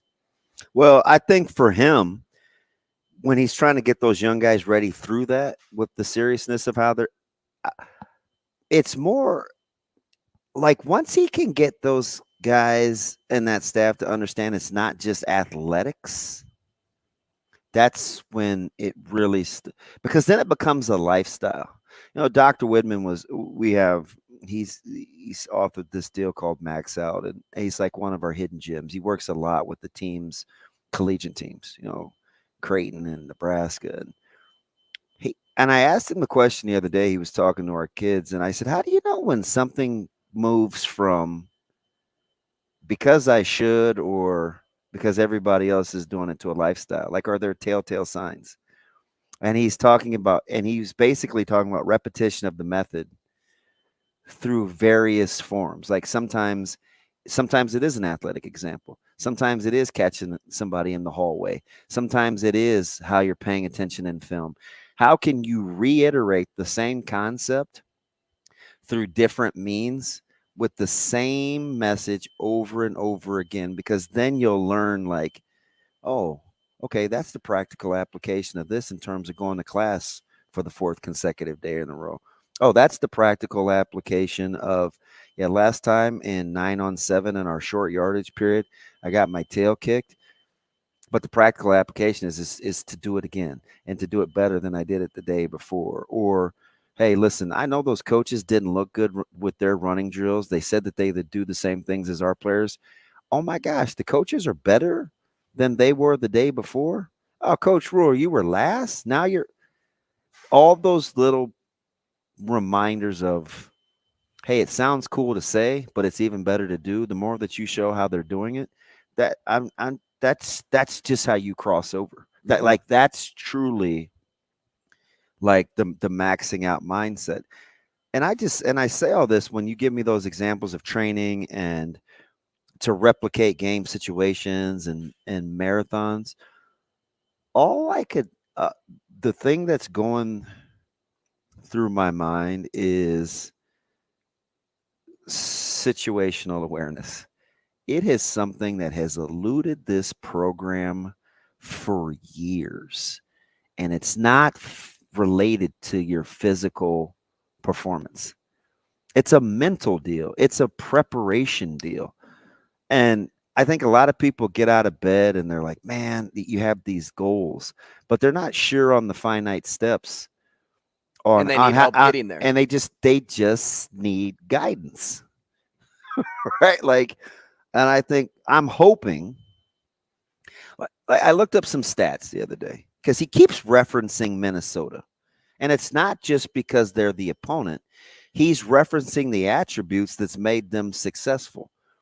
3.6 penalties a game, getting off the field on 3rd down, not giving up chunk plays, consistency in running the game in terms of rushing attempts per game. Those are repeatable. Because guess what? None of those things have anything to do. I don't care what anybody says. Me and my main man, Severe, used to argue about this all the time. He's like, yeah, well, if you're more talented, those things wouldn't happen. No, they're not talent related. Well, he goes, and now this is a good point he would make sometimes. He's like, I wouldn't have to hold if I was a better player. Right. Like, what am I supposed to do with that? I was like, okay, all right, yeah. I get that to some degree. No, I don't think that's still the case. Like, but it's just funny because he's very practical, right? But everybody gets beat, right? He's just it's just what you get when we have to go round and round about these good debates. But I would say pre-snap penalties. Like, there's no reason to not be on the line of scrimmage. Mm-hmm. There's no reason to false start. Like. Even if you think this guy, oh my God, this guy's going to really whip my tail. He's significantly better than me. Right. It's still a controllable to not move. So if Nebraska can limit especially because your first step is always backwards. Listen, if Nebraska can limit those things, if you can become a team with there were 27 teams in the NCAA last year that were penalized 5 times or less. 27 teams. Just 27. 5 times or less? Or less. 27. Now, there are a couple of ties, right? I don't know that. A couple of teams were like both 3.4. Guess how many times Iowa was penalized a game last year? As bad as that offense was. I'm going to say, because they would fall into the 5 times or less category, I'm going to say, is it a percentage? Or is it a decimal? 2 point something? 4.3. Darn it. Minnesota was the best in the conference at 3.6. Iowa, 4.3. Who had the best overall? Minnesota. And it was in the country. Wow. In the country. So roughly, if we'll round up, 4 penalties a game. Just imagine if you're in Nebraska and you're 4 or less penalties a game. And I'm not talking about the aggressive ones. I'm not talking about like PI. Yeah. I'm talking about procedural. I'm talking about a true controllable. Not enough men on the line of scrimmage, breaking the huddle late, delay of game, something like that. You change the way that offense can play dramatically because you stay on schedule. Those are control. That's not talent. That's not talent specific. For as few of penalty yards as Iowa had kept them in games. Do we realize that Iowa won 8 games? It's shocking, but we realize it because fundamentally they're sound. Like that stuff matters. And I get it, right? You can get into the, but when they play against like competition, they're not explosive and Nebraska beat them. Listen, that's great. Nobody, I won't say nobody, very few people were happier when they beat Iowa than you. Right? On the call. Right. Like, and I'm watching it and I get to see people say, but that shouldn't be an anomaly that you can play in such a way that gives you a chance to win at the end of the games. And I think that he's heck bent on that. I mean, the whole it's just, they're learning not to be blinkers, right? If just imagine the freedom in your sleep when you stop wetting the bed, right? It's like all of a sudden as a kid, you're like, whew. It's nice to be able to not change the sheets middle of the night. just imagine when Nebraska stops wetting the bed. Oh, it feels nice to get a win. They were inventing ways to lose. Another win. Mm-hmm. Oh, that gives you see that should give you optimism. Now and it may not be this year. Remember, I'm still the guy that's worried about how they're going to move the ball consistently, right? Like I keep an eye on Marcus Washington. I got to keep an eye on his health and what's going on with this receiving core. Like there are some things. I mean, is all of a sudden Jeff Sims going to stop turning the ball over? Does route running by Alex Bullock translate to the field? So, I mean, those are legit. Those are legit concerns. But if you want to be optimistic, it's that things can improve by just simply being situationally aware and just understanding. It's just understanding whether it's chaos like we started or just understanding the job at hand. I ask our kids every day. Coach Quinn will call up, Code Red. I say, hey, where are we and what are we doing? Where are we currently, like this very second, and what are we doing? Say it over and over again. It had me thinking back to the drill that we did yesterday. Like when a ball skips up on a catcher, you got to know where that ball's going. Where am I? It sounds silly. And what am I doing? Right. That your question to them sounds silly because it's muscle memory, but it's all about understanding. Just practicing self-awareness. Quick break. More CNC next.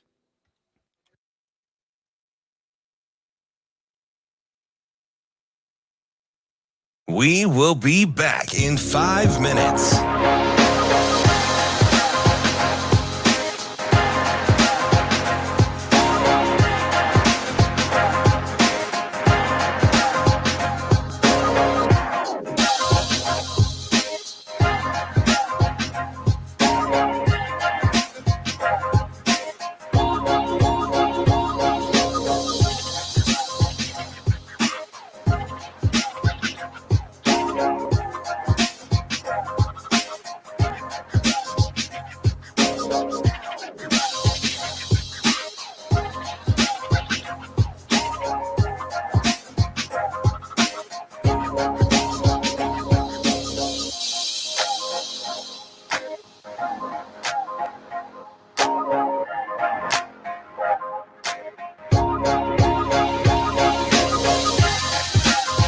We will be back in 4 minutes.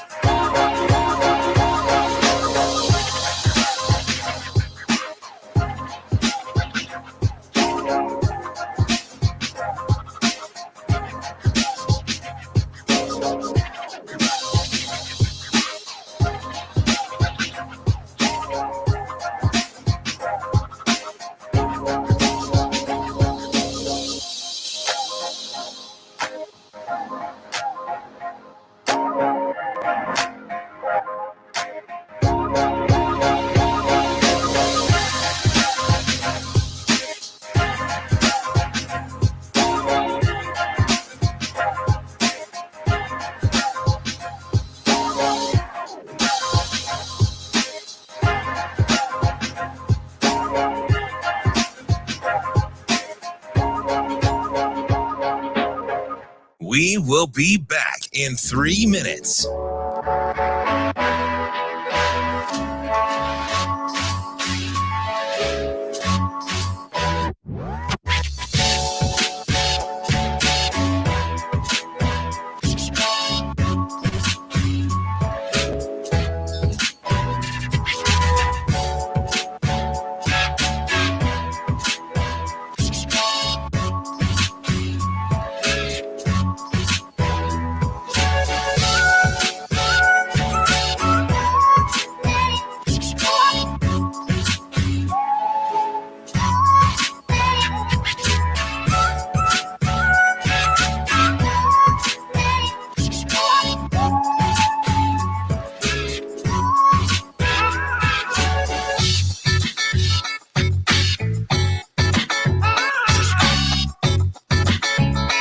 We will be back in 2 minutes.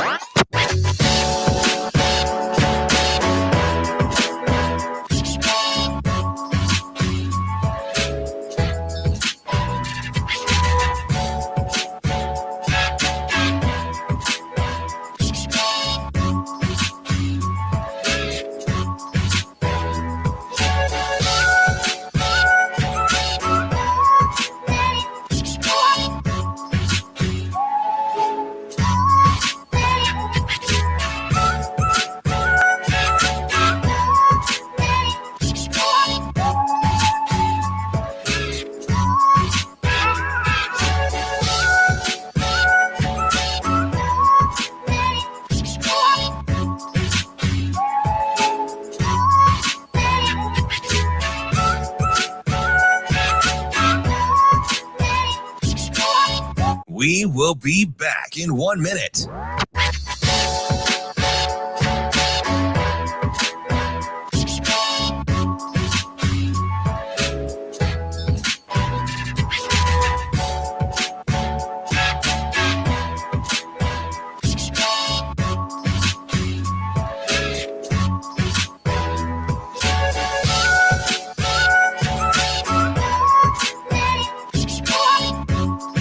We will be back in 30 seconds.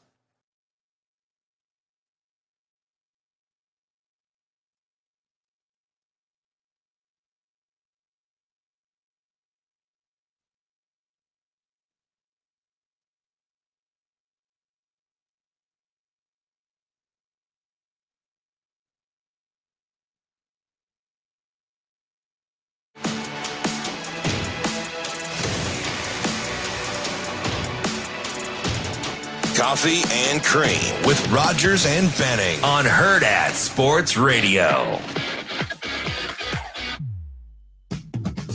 All right, welcome back. What did I type in because I didn't know his name? We're just having some fun during the break here on Coffee and Cream. DB, AR, happy to be with you. We are live from the H&H Chevrolet stage at Hurrdat Sports Bar and Grill. The Warhorse Casino phone lines open, 888-638-4876 for your thoughts. We also see you in the YouTube comments, sending your thoughts our way. We are live on YouTube, the Hurrdat Sports YouTube page, and then we're live on Twitter right now as well. Speaking of comments, DB, as much as Coach Rhule doesn't like talking about his depth chart, right? Because he gets asked about it a lot. Nobody asks about depth chart so much as you do. We're going to have a depth chart. He's wild. I brought up the final three jersey numbers yesterday. I when I was at the office, because you asked me, like, why were you sitting there watching TV? I was waiting for everyone to leave so I could do a TikTok in that room. And so I did one on the single-digit jersey numbers and, like, who I thought would get them. And we kind of talked about this on the show last week, but I'm bringing it back up because it was something I heard from Coach Rhule too on Tuesday when he says he looks at certain guys as peers. And so he brought up Reimer's name, Gifford's name, Henrich's name. And I'm like, okay, like these are all guys that are a part of your single digit family. And then he brought up Ty Robinson's name. He brought up Quentin Newsom's name. Two guys that aren't in that family, but could be. So now I'm like trying to pull my own DB and connect some dots, right? So when I posted my my little take yesterday, I had Newsome getting his 6 back, which I've always been on, and you have too. I switched my pick from Buschini to Robinson because I forgot about Buschini wearing 18 for Brooke. Like he's doing it in honor of him. So then I was like, all right, what should my last one be? We wanted a skill player. 8's the number alive. Kyle Pitts wears 8, another tight end. Let's go with Thomas Fidone. You know, tough guy, really represents the jersey well. And, you know, instantly I'm getting comments like, well, the players do the voting, not Coach Rhule. And I'm like, did I say that the players like didn't do the voting? But then I was like, at the same time, I get that. But don't think Coach Rhule doesn't have a say at the very end of the day.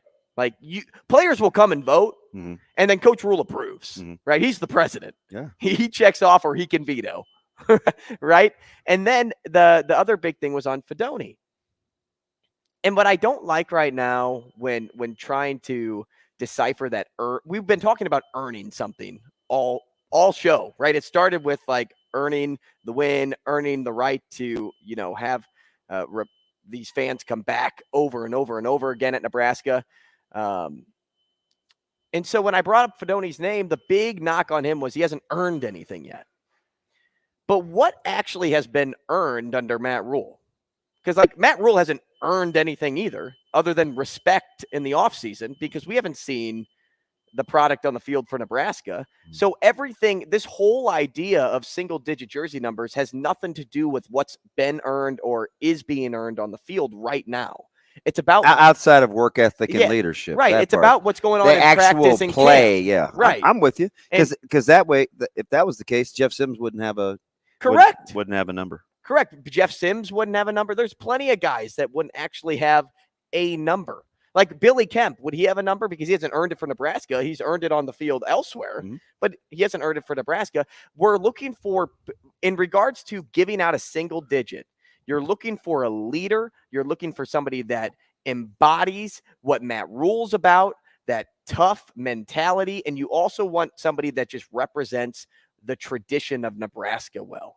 So you're going with personality when you're giving these jerseys away. You're not going with anything else.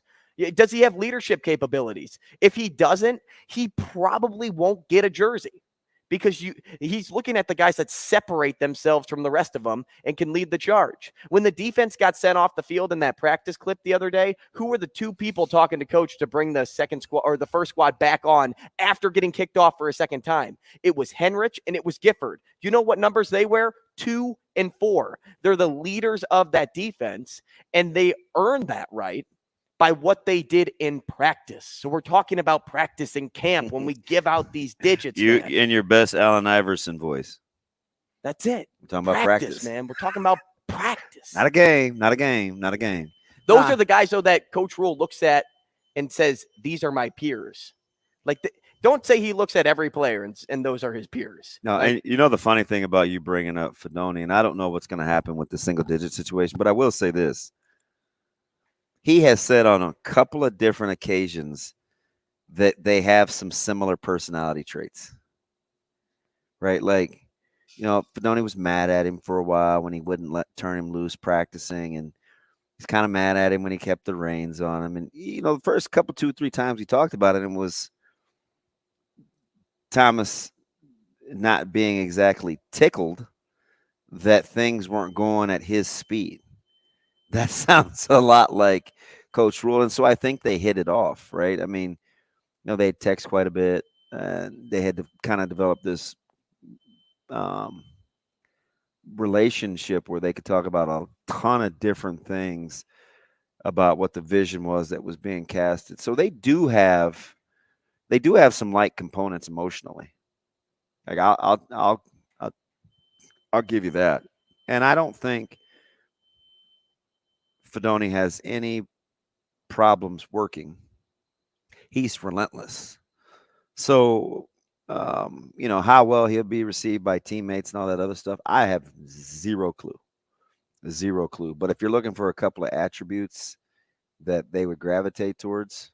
And that's just what I based everything off of, was what does Coach Rhule like? Well, I mean, and it's who's been talked about, it's right? It's all, until they lace them up and go out and play, it's all. We'll never know. We'll I never mean, know. I had somebody the other day tell me, well, you call Alvano a Sunday talent. He's got a lot to prove. And I'm thinking to myself, Sunday talent.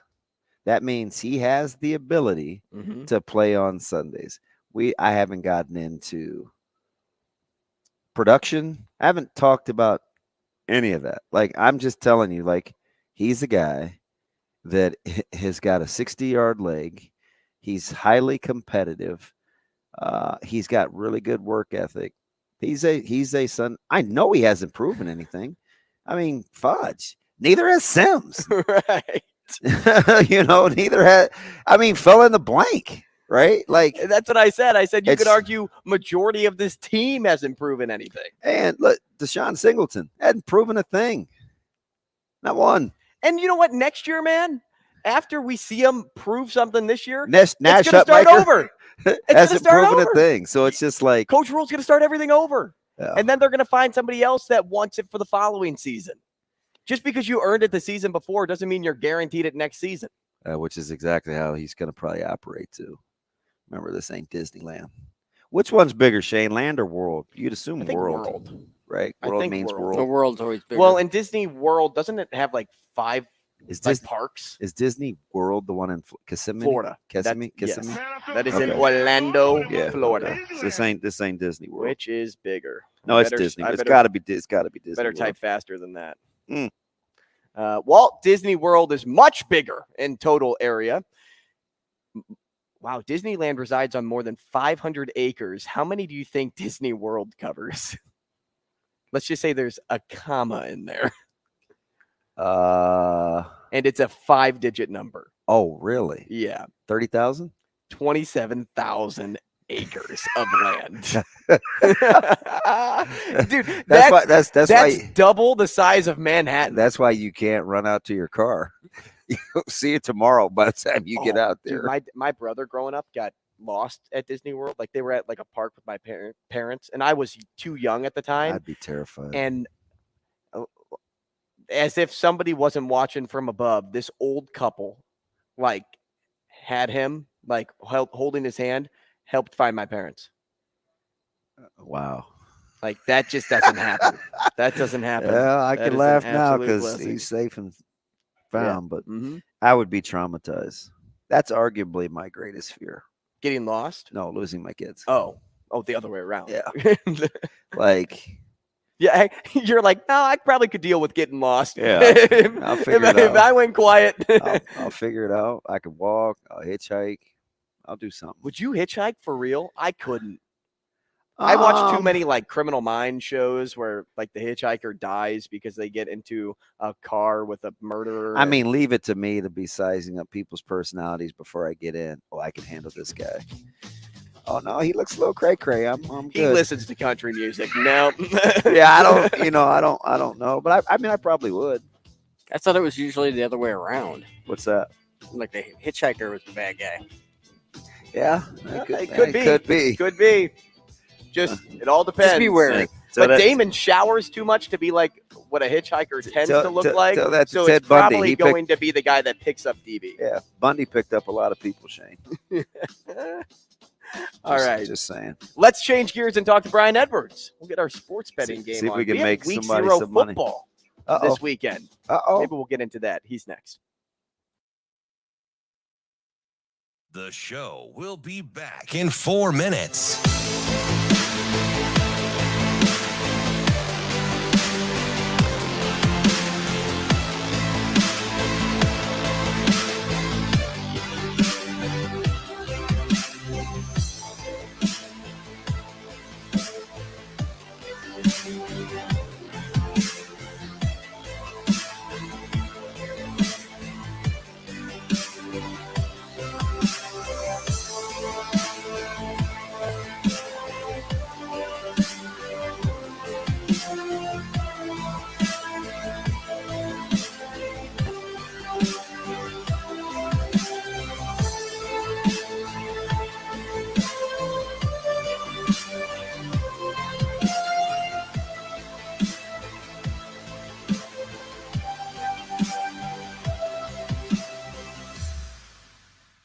The show will be back in 3 minutes.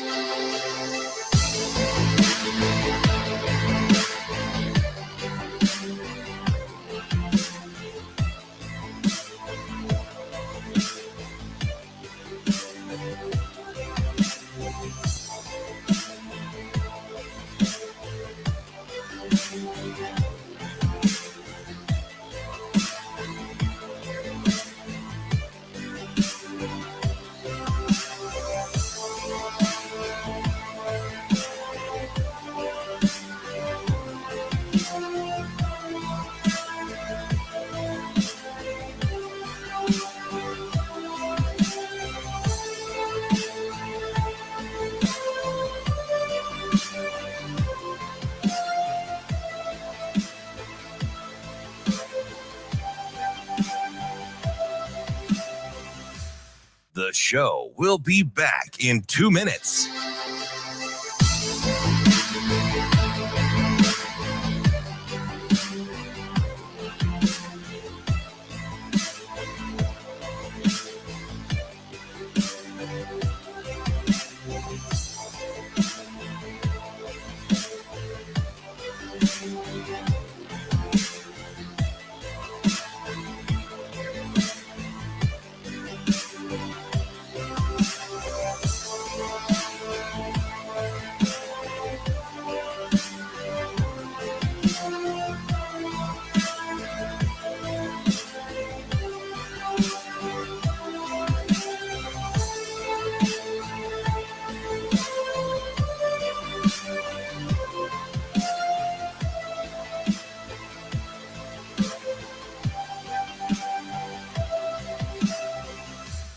The show will be back in 1 minute.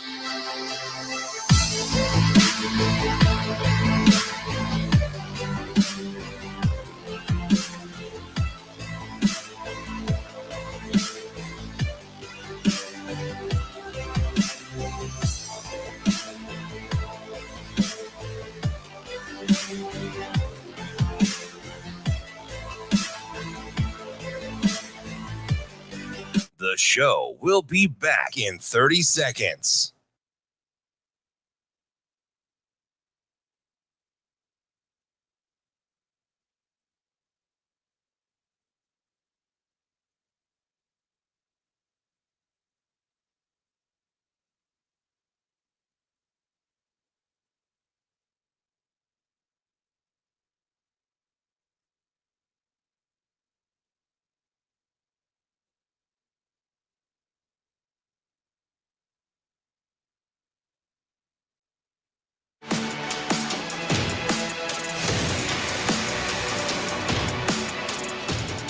Coffee and Cream with Rogers and Benning on Hurrdat Sports Radio.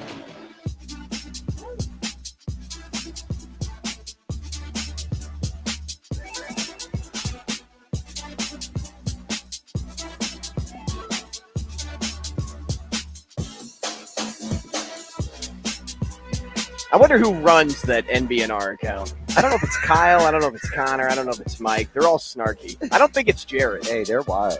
They're awesome. I love those That guys. is a wild buzz. I love those guys. Shout out to the No Block, No Rock podcast. Always following along with us because we follow along with them.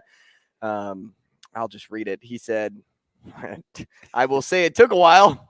Yeah, I'm sure. But my Andrew's long-winded marathon analogy was actually pretty good, even if DB wasn't feeling it. Yes, sir. DB, you were vibing with that analogy, a little. Like understand, like that's my analogy was all about Coach Rhule understanding like the schedule. I definitely right? understood it. Understanding the chaos of the schedule. I definitely understood it. And how he kind of thinks through everything. So I just used my inner Matt Rhule and thought through how he probably thinks through the schedule. Oh, Coach Rhule. All right. I wish he would move practice to a little earlier, though. Coach Rhule? Yeah. Why earlier? So I could double dip. I kind of want to go back down there again real quick.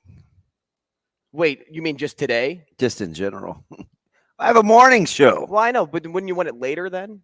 No, because I have practice. I meant like after the show's over. Like 11? Like 11? Oh, that would be nice. That's this thing called. So you were thinking like 6 a.m. practice? Yeah. Oh, okay. Yeah. 5:30. That's when we're up. So, yeah, I would go. If we could go to practice, I would love that. But, this thing, as you said, called the morning show, because I got asked that by the guys. So another podcast, Boys Down Bad, I went on with them on Tuesday afternoon. Yeah. And they were like, so, do you get to go to practice a lot? And I'm like, nope. I said, I'm always on the air when they are practicing. And by the time I'm done, if I tried to race down there, at least for media availability, it wouldn't be worth it because I'd get there and be running in to probably Coach Rhule's third question. Although from here, it's about 29 minutes. Right. So if we get off though at you know what I mean? 56. Like it's not as bad. Probably for you, I'd say 33 minutes, but it's not bad. It's anywhere between. Because I don't put pedal to the metal like you. You're probably safer. Anywhere from 29 to 30. I'm driving minutes. with you then. You can get me there faster. So it's like, because you're right on the interstate. Mm-hmm. And I always tell myself, once you get to Mahoney, it is all downhill. Yeah, you can't. You can just really hop right in. Man, we are blanking today. Why? We're blanking out. No B yet. No B Edwards. They're tired. I know everybody's tired. I can't sleep. Sometimes he's over at his parents or whatever. So maybe you making excuses for him there, Shane? No. I mean, I'm just giving you. Remember when we had him on and that his mom walked by? Yeah. Oh yeah. He hit us with a DM later. He was apologizing. Yeah. I think she was just making breakfast. I bet he's still trying to figure out the mute button. You think? Yeah, he's just over there like, is my mic working? Is it not? He's got his gamer headset on. Maybe he's in the middle of a Fortnite match. Who knows? He is something else though. Like I don't like it. I don't. He's got such a cool personality. You think some of those guys are just kind of willy-nilly and off the cuff and high risk, high reward? He's like a tactical. He's like a study facts guy. In public, like, when we were in Vegas together for one of the fights, he's measured. Is that where he lives, or does he live in Florida? Didn't drink during the thing, he was dialed in. Like he's got a cool personality. It's got to be touchdown. Is he what? I said, is he in Vegas or does he live in Florida? He's a Florida guy. Okay. Yeah, he's Florida through and through. Oh my god. He needs the sunshine. Dude, this dude is all sunshine. In. All in. Are you in on his? But the Vegas trips he takes is usually pretty good though. Oh yeah. Are you in on his Gators? Napier may be in trouble. I wouldn't say I'm out on them, but I'm not all in on them either. You surprised that the state school just like kind of like a thief in the night just is on the national radar ready to roll? Yeah, no, not really. I'm not surprised. I didn't feel like Norvell was going to come out of the other end for a second. That I could agree with. I was like, ooh, did I blow this on Norvell? Nah, he's okay. He's got him primed and in good position. And they're recruiting well too. FSU. Oh yeah, Florida State. Yeah. Well, give me some Travis Love? Who'd you think I was talking about? I thought you were talking about the Gators still.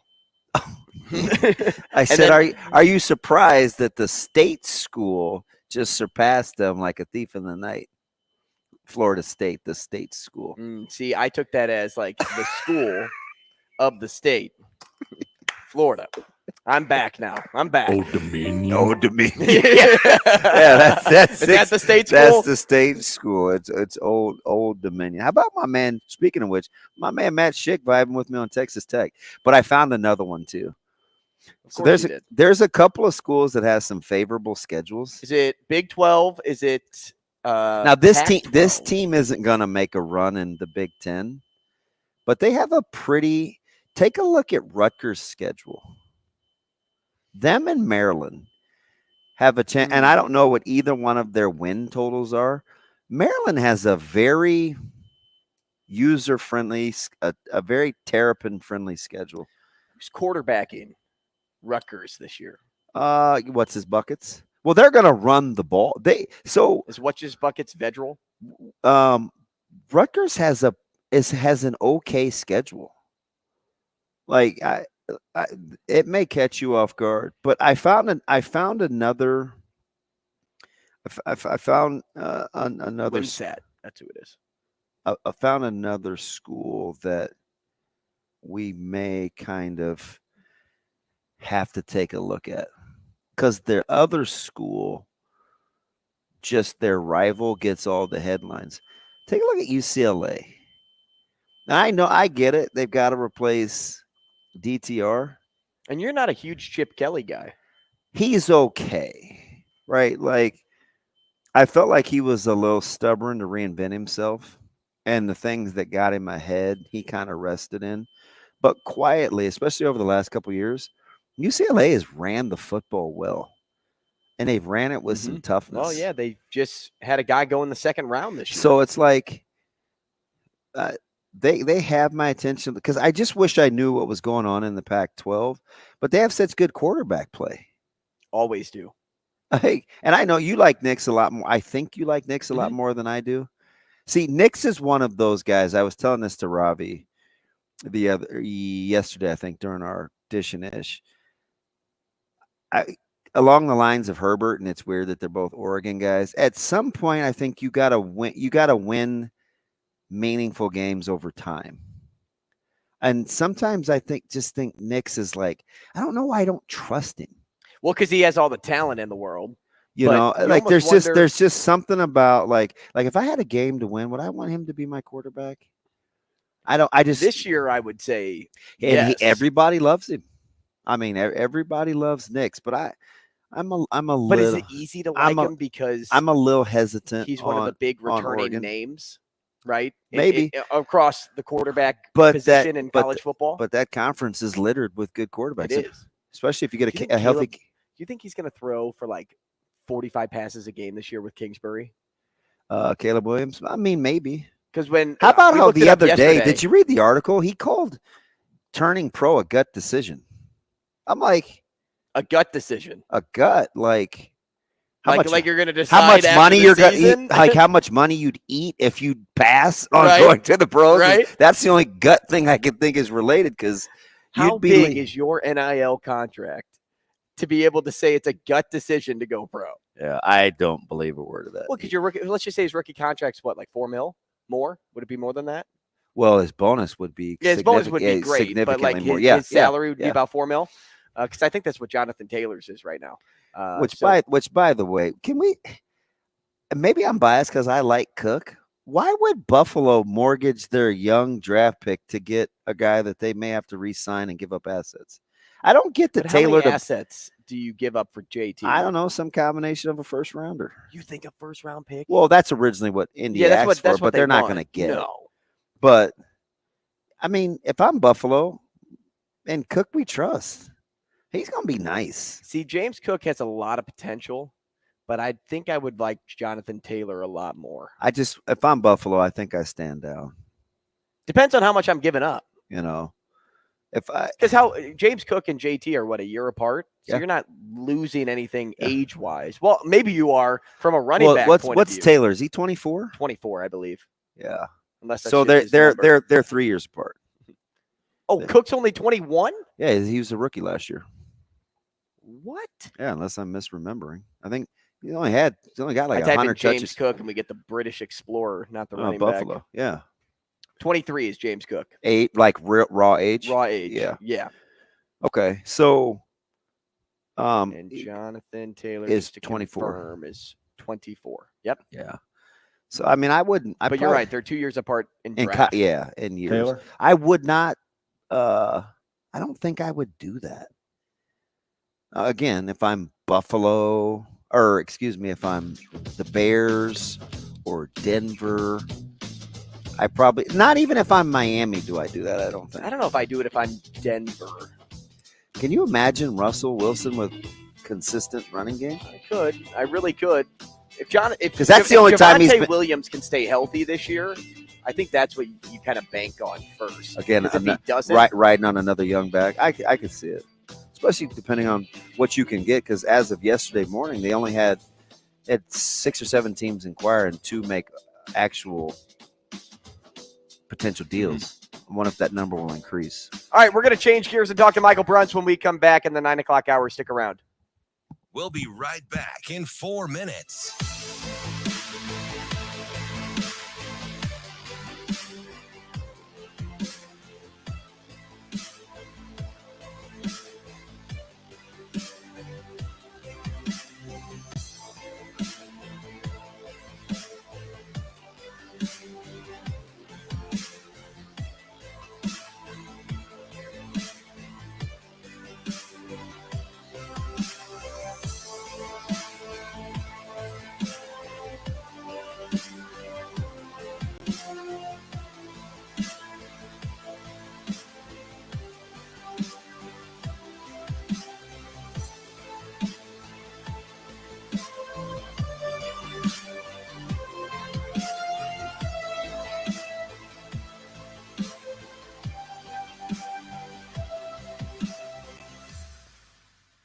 We'll be right back in 3 minutes.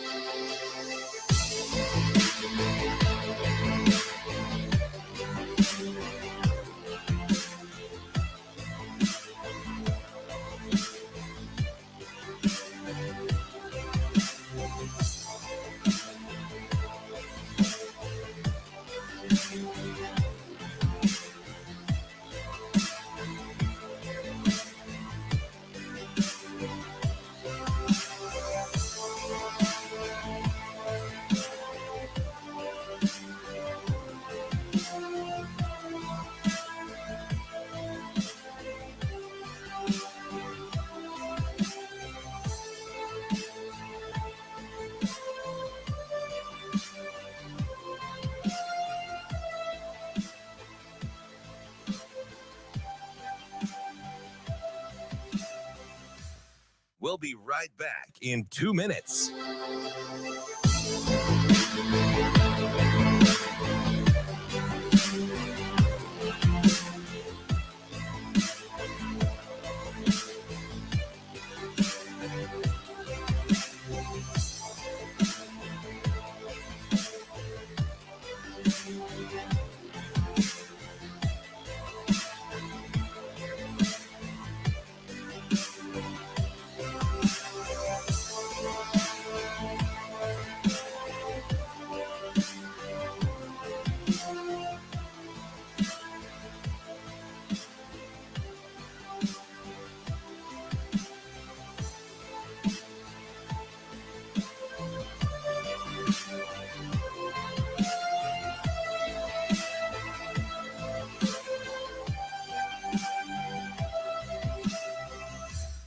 We'll be right back in 1 minute.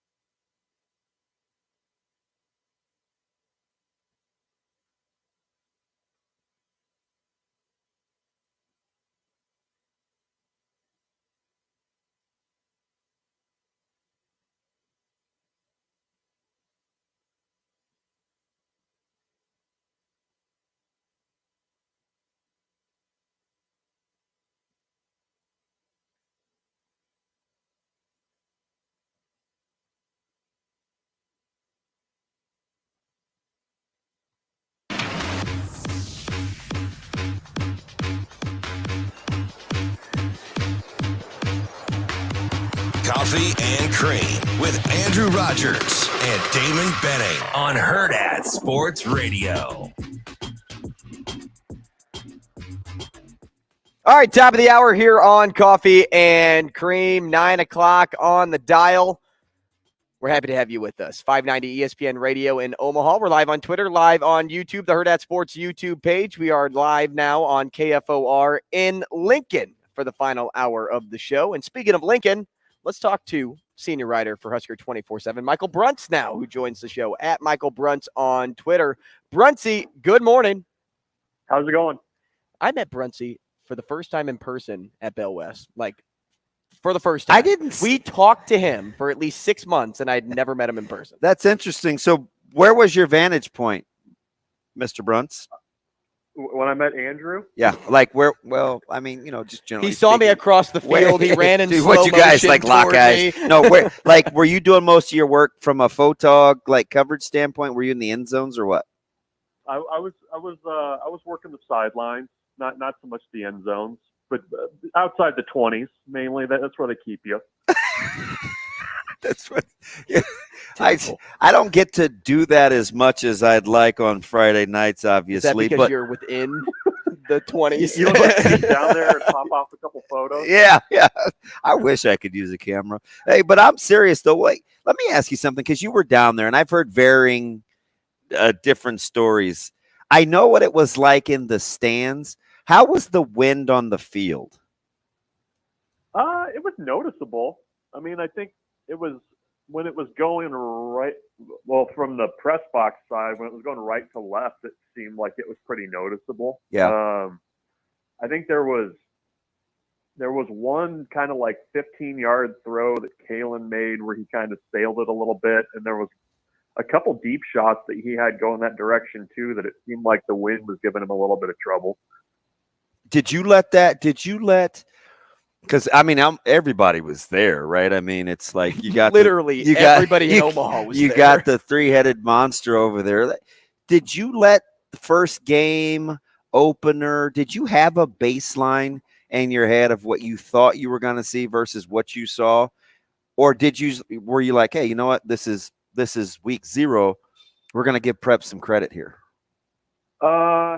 Well, I think I was kind of like everybody, where I was expecting like the triplet scoring explosion type thing. And then, I'd say probably, I don't know, like towards the end of the first quarter or so, you kind of had that thought of, oh yeah, this feels a little bit like a week 0 type game. So and that's not to take anything away from Prep. I mean, I think they did a pretty good job, I thought, of, really making Bell West earn everything. Dude, how good is McClay? Oh yeah, I know he was everywhere. We said this I'm telling you, he's a Division I player. Yeah, he's good. He's really good. He's got great vision. He's a great tackler. That too. Yeah, no, there are a few guys on that field that probably don't get the headlines that probably are going to get some looks sooner than later. But no, I thought it was it was a good game. I mean, it ended up being a good game. LVS had to kind of make some plays in the second half, and I don't know that a lot of people probably would have bet on that going into that game, that was going to be how it's going to play out. So I mean, we'll see. I mean, if that was more indicative of Prep, or if it was more a week 0 or whatever, but it ended up being a pretty good game, and I necessarily wasn't expecting that going in. Notice how he said a lot of people and not everyone, because he knows I would bet on that. So, but I do. So, like from a coaching standpoint, like I thought it was the best of both worlds, right? It keeps the energy level high and the anticipation for a showdown in a couple of weeks, and it also dials our guys in, because they're like, yeah, to baloney with all this young Prep talk, and like this is a really, really good opponent, and it keeps us dialed in for week 1 too, because it is Westside's biggest rival. Like I felt like that game was a perfect scenario, a tough, gritty, gutty game. I mean, for everybody, right? I mean, for you guys, that it probably got your attention a little bit. Bell West probably, having to win that kind of a game right out of the gate, that'll probably serve them well, as the season goes along too. I mean, if you kind of go into that game thinking that, you're going to score a ton of points on people, and you kind of have to win a 4-quarter slug it out game that, you probably felt like you didn't play your best. I mean, that benefits them too. So, yeah, I mean, the first couple of weeks, on just with the way the schedule's broke in Omaha, will be kind of fascinating. With they've got North this week, and that should be a good. I don't know about North's cornerback situation, right? I think they got to go young there, and figure out the running back spot. But they got weapons, and we know Bellevue West should be better week one after week 0. Like that one's going to be really, really interesting. Yeah, no, I'll be curious to see what the lines look like in that game too. Big. You know, yeah, I know that. Everybody talks about that line. I mean, big. Like North's behemoth and Bellevue West has got good experience. I think one thing that was understated, not to just stay with last week's game, that's really understated. Prep against they're so well coached with reads, like they're going to be sound, right? Like so, and I think that will serve Bellevue West offensive line well down the road because they did run the ball with some success from the running back spot. Oh yeah, they did. I thought Prep tackled really well too. Yeah, they were spectacular for week one. I typically don't do this like because they're an upcoming opponent, but I sent Coach Yonk a message. I said, hey, kudos to the way you guys tackled in the first week. That was pretty impressive in the open field. Yeah, you didn't have a lot of guys reaching. A lot of guys were getting to the ball too on the stuff to the short stuff to the outside. That was pretty impressive. But yeah, I mean it was a good game. I'm pretty much standing room only. I mean they had the line down around the parking lot. Yeah, that was ridiculous. 15 minutes before the kick, so it was a good show.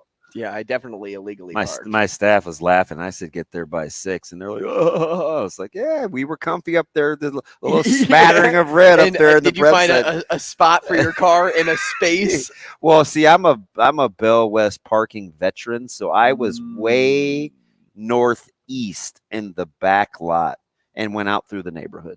I don't even mess around with the main entrance at all. I was like at Honda Cars of Bellevue. That's like that's the exit you take to get in there, though. You take the first exit and just go through the neighborhood. Yeah, I'm not a vet. I parked in the lot, but I did manage to get out before the rest of the cars. Dude, so Ravi parked there too. I was like, best wishes with that. Hey, so Bruntz, you in on the Deshaun Singleton hype? Ooh. You have to be, right? I mean, I think it's you have to be. Well, and you're so level. Like, that's not even your style. Aren't you a prove it kind of guy? But is it hype? I mean, he's running with the ones. I mean, when you hear a coach talk about him the way that Matt Rhule does, I don't think Matt Rhule. Yeah, he's not a hype guy, is he? No, not one bit.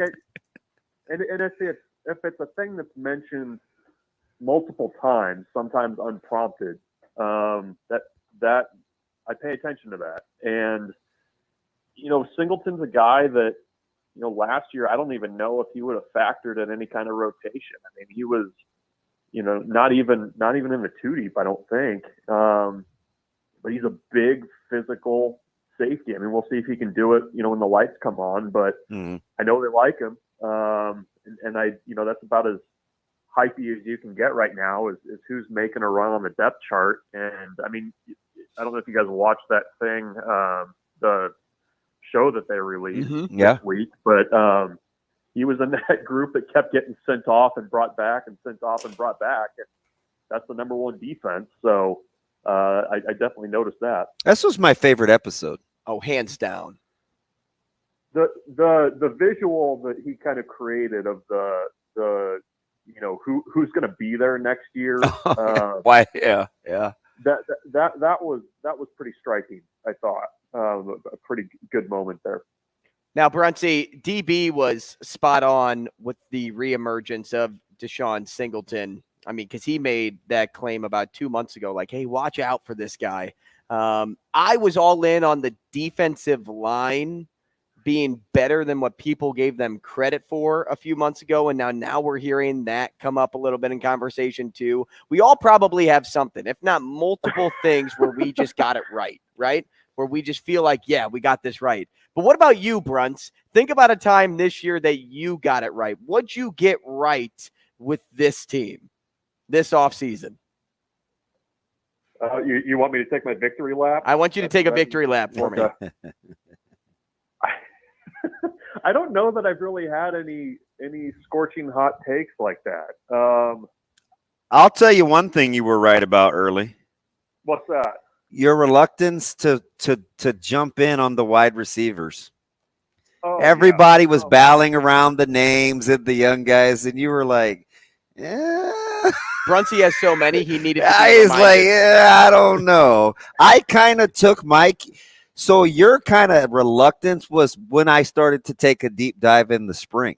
I was like, well, let me see what let me check. See what old Bruntz is him hawing around. And sure enough, I was like, yeah, I'm not vibing. Yeah. I still wonder how they're going to get big plays. Well, I mean, that's the question, right? Is can that group get open, and who's gonna win deep balls? I mean, because they, as much as they want to talk about, being bullheaded about running the ball and making that happen, the part that they need to make that work is the deep shots. And Garcia Castaneda is probably the guy right now that you would bet on most of being that guy, just based on his experience. The young guys might have something to say about that, but the changing tone has been interesting as we've gone along, where you had, I think we talked about this last week, where you had at the start of camp, you needed those young guys to step up. You really needed them. And then, last week. Oh, yeah. Don't know if we really need them. Yep. So I'm still in the camp that you're probably going to need somebody. I mean, to me, this was said about the defensive line this week, but I think it probably holds true about the wide receivers as well, where it feels like you're probably going to see a mishmash of guys at various points this season, if they're ready, that aren't going to go over that four game plus the bowl game level. Like, I think that's probably what it's looking like at that spot. I mean, we've heard some names about young wide receivers who are doing well in fall camp, but nothing with any kind of consistency. So, yeah, I mean that group has been a question mark for a long time, and I it still is probably the biggest question mark in my mind on the roster right now going into the season opener is who's going to make big plays in that group. Because I just don't know that aside from Billy Kemp, who's going to catch a ton of footballs, I don't know what that group looks like either. Although I guess Marcus Washington's making his way back, but you need him to stay healthy, because that's a huge addition in my mind, just in terms of having a guy that's been through it in that group. Now, Bruntz, last year too, staying on offense here, the overall feeling was if Casey Thompson wasn't in the game, you felt uncomfortable. Like, he made Husker Nation feel uncomfortable when he wasn't under center. Do you think Jeff Sims has the same effect on the fan base this season? Yes, absolutely. I mean, I don't know that there's a ton of programs in college football that have a great backup quarterback picture. Nebraska certainly is in that. I mean, you have it's tough as somebody that's not at practice every day too, because you're going off of Chubba Purdy and Heinrich Haarberg. With Haarberg, it's a guy that hasn't appeared in a college game, so you don't really know. We've seen Purdy in a Nebraska uniform, probably not in great situations last year with the way the run game was put together and kind of what he was asked to do. The coaches feel like he can do it.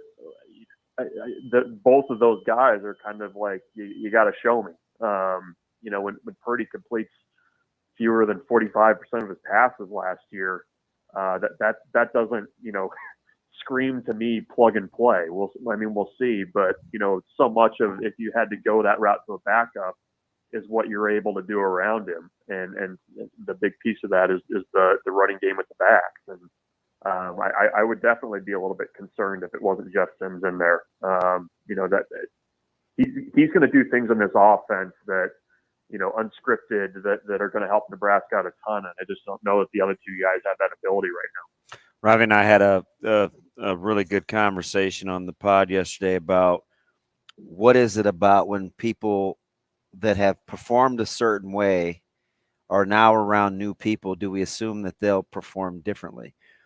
And Ravi, because you're going to have to get that with Sims a little bit. And some of these guys that hadn't had success at their former schools, right? So Ravi kind of focused on, and it was interesting. Like, I just sat back and listened for a while, where he said, I think there's something to the ability to have adults putting people in the right positions to be successful, like playing to their strengths, if you will. I know it sounds easy, but how much do we just think, well, because they'll be in better situations, we may get something that we haven't seen before from player X? I mean, that you just described the offensive line, right? Oh, yeah. That's, I mean, I know you're talking about Sims, but I mean, there's a lot of guys on this roster that, are in that boat. And I think the fact that you have a head coach and assistant coaches that are on the same page and kind of think in the same way, I think that helps in terms of getting everybody going the right way. Kind of the same cast of characters, but maybe getting a little bit different performance out of them. I mean, Sims, probably is in that boat. In my mind, certainly the offensive line is the biggest. That's the thing is can you get more out of guys who have been around for so long? I mean, when you look at that group, I mean, could you imagine where you have basically 4 multi-year starters and there's so much question about them? I think when you have kind of everybody pulling in the same direction, that'll help, because it just, identity helps that stuff. I think sometimes guys, need just a fresh start and a different perspective as players. And I think, Jeff Sims is a guy that's probably benefited from that. And, we'll see. But, a lot of the success that Nebraska is going to have or not have this year is going to depend on that question. Is how do you squeeze just a little bit more juice out of the orange from those guys, that have been doing it for a long time. And I'm guessing a lot of Nebraska fans probably feel like they know the book on most of these guys. Man, Bruntz, speaking of the offensive line, you have me thinking back to something Piper said just a couple of days ago, that Minnesota runs a pretty basic defense compared to Nebraska. And, it had me thinking, does practicing complicated win them the week, though? Like, is there a lot of advantage to practicing against a so-called more complex defense going into this week 1 matchup? It probably helps your ability to deal with something that you haven't seen before. I mean, when you're, constantly dealing with different looks and having to make different calls and reads and, kind of being comfortable with confusion, that probably helps you. I think this Minnesota game to me is just going to be more about the execution piece of it. I mean, Matt Rhule said the other day, I mean, it's a team that doesn't beat themselves. They kind of keep everything in front of them. They're, they kind of know who they are. And, the way that you win those types of games is just by out executing. So it's a tall test for that offensive line right out of the gate.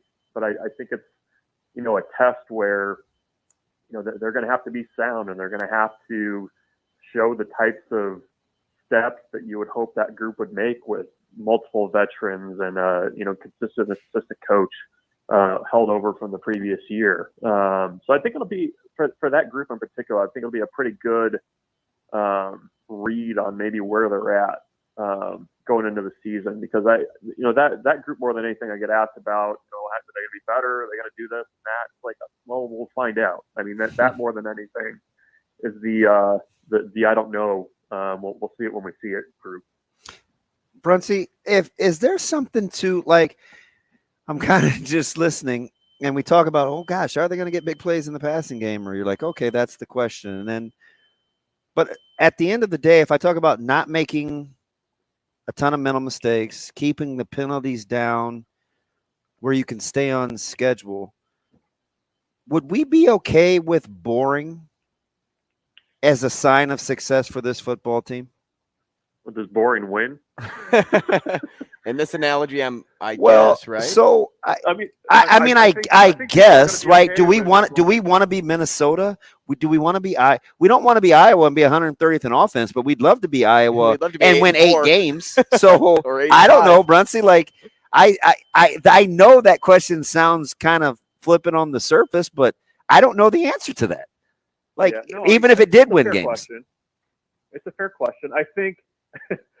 I mean, there would almost be kind of a shock to the system, right? Like. When you, for however, 5 years, when you just lose close game after close game in different ways every time. But yeah, and then but let's say you're able to run for 90 yards in the fourth quarter and just absolutely, Mo Ibrahim a team in the fourth quarter. I think people be okay with that. I mean, it's boring, but it's not to go all Jamal Lord here, but a win's a win. I mean, that's kind of where you're at with this program right now is if you can, play fundamentally sound football that looks okay, and you're able to kind of because in my mind, boring also means you're kind of imposing your will and you're having a decent day up front, and I think fans would be okay with that. Would they be okay with that in year 3 or year 4? I don't know, but if you're winning those close games against conference teams that have kind of done that to you the last few seasons, I think right out of the gates people will be more than fine with that. And winning's fun, right? It probably wouldn't be good for the blood pressure, but I think they'd be okay with it. Whose blood pressure though? Yours or somebody else's? My blood pressure's fine. You talk like you're a 90/67 guy anyway. So you're what are you, probably like 46 beats per minute? I've had 6 cups of coffee, and this is what you're getting. Yeah, and now you're on coffee and cream. It's just fitting. 6 cups, Bruntz? No, I'm probably 4. I'm good. Oh, I thought he was going to say. No, I thought he was going to say 2. I thought he was going to say. Oh no, I'm just kidding. Only 1 or 2. No, just 4. Yeah. Bruntz, it's 9:20. Yeah. He's like, yeah, you didn't tell me when to get up. I got up at 3. Yeah, he's like, yeah. When'd you get up? My kids are up at 6, so I'm hanging on here. So do you get up at 6 as well, or before them? Usually around 6. Okay, so you get up at 6. So in 3.5 hours, 4 cups of coffee. That's probably what my dad drinks. Yeah, it's not a torrid pace. I'm not shaking. I'm good. He's not shaking. He's stirred. You're something else, Bruntz. Michael Bruntz, we appreciate you, man. Thanks for taking the time. Thanks, Mike. Yep, we'll see you guys. Yep. Oh, shoot. I wanted to ask where he was going this Friday. Is he still on? No. You guys are besties now. Send him a text. I know. I'll just send him a text. How'd you know it was him? He's still there. He's wearing an A's hat. Ask him. Oh, really? Yeah, ask him. He's still here. Oh, he just left. Oh, he's not. Yeah. He said, I ain't answering. Yeah, that's all right. Gotta get it. Yeah, gotta go. I got things to do. I got coffee. I got another coffee to drink. Yeah, I got to pour another cup. All right, Sports Six Pack up next.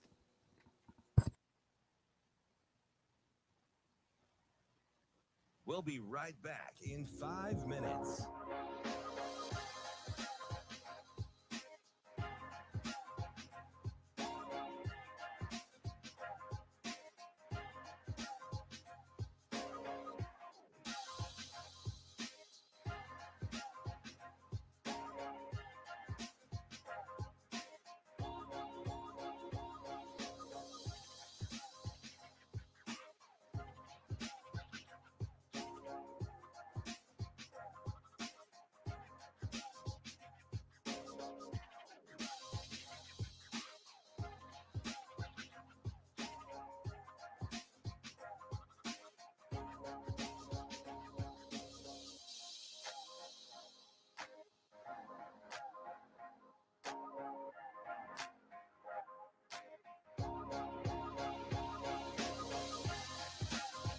We'll be right back in 4 minutes.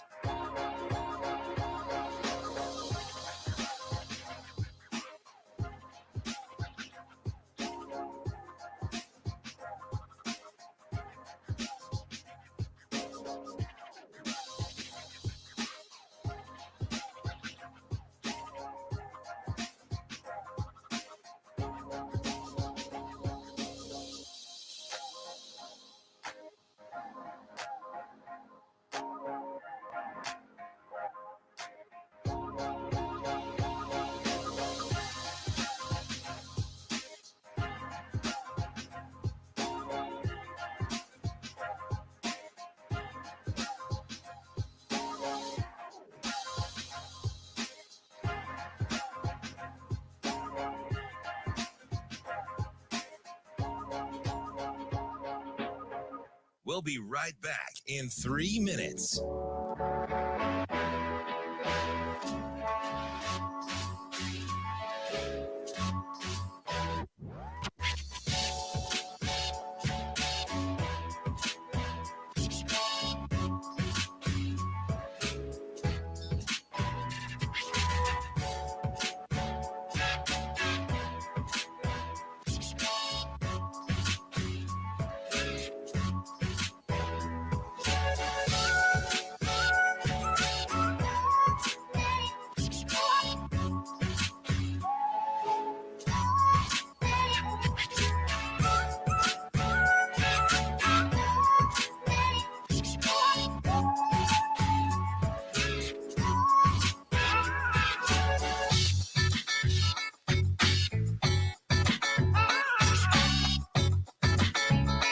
We'll be right back in 2 minutes.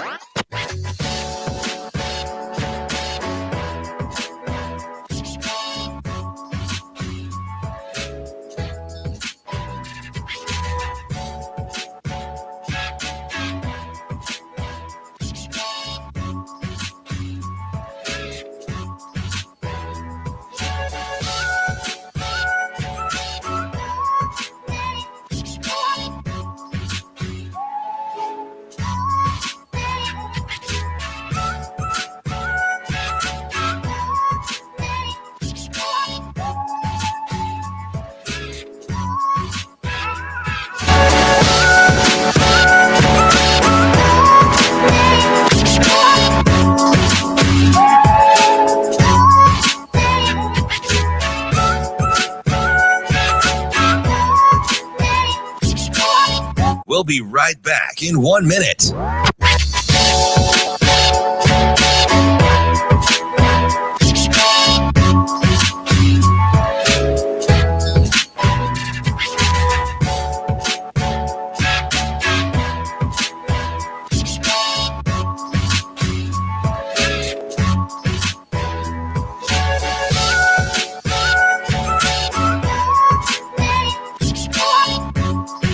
We'll be right back in 30 seconds.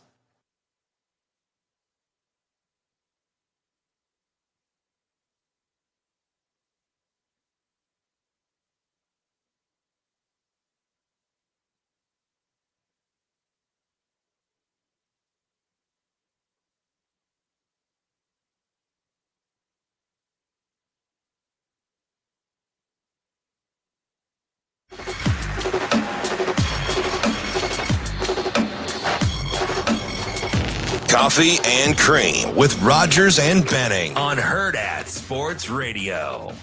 Time now for the Sports Six-Pack, presented by Zipline Brewing Company, makers of Dear Old Nebraska Brew, the official beer of Nebraska alumni.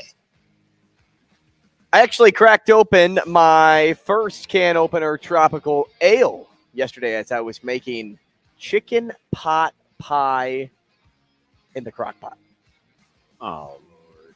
What were you thinking? So I didn't have like the pie crust or anything. I wanted to make the contents first. Yeah. And then you can just add them later, right? Isn't that how you make a chicken pot pie? I've never made it. I'm too big. I browned a bunch of taco meat, and I made like chicken thighs. I used that Korean seasoning that Asian Wyatt was responsible for, and is unbelievable. But I realized with thighs, if you don't make 1,000, they go quickly. They're very. I mean, Caleb put like 3 on his plate, and I think I only made 12. Good thing that you guys only had like technically 4 people eating. You know what I mean? It's like, what did Zoe eat? Rice. Yeah. But it was on the fly. Like, I didn't really see them. Like, it's just to grab and go. Got it. Sure. But yeah, I don't think I would make chicken pot pie. But but it was kind of like a soup in the crock pot too, so you could do like a combo of both. We're burning through a ton of protein. I need a new one. Maybe I'll cut up some pork steaks or something. It's like a hidden gem. My buddy Kevin turned. I'll make you a bowl of my chicken pot pie. Isn't it too hot for that? I don't think so. I don't actually ever worry about the heat with the food I'm eating, which is kind of weird. You just like roll with in it. the summer, Ashley had a friend come down, and I had jambalaya. Oh, I remember. Out she on the patio. chastised you for that. Well, they both did. And I'm like, I'm gonna eat what I want to eat. Yeah, I was like, I was in the mood for jambalaya when I saw it on the menu. I don't care if it's 98 degrees outside. I'm eating hot and spicy jambalaya. So if I want to make chili today, I'm gonna make chili. Okay. Right? I can't eat. All right, let's do the 6-pack. You know what I get to do? Drink. I get Can to opener drink. tropical ales from Zipline. By the way, did you like that TikTok I sent with Shane after like his 3rd Zipline beer? Right. Yep. That was your little friend, Shane. That's my dad. Leave him alone. Wow. Question number 1. Weston.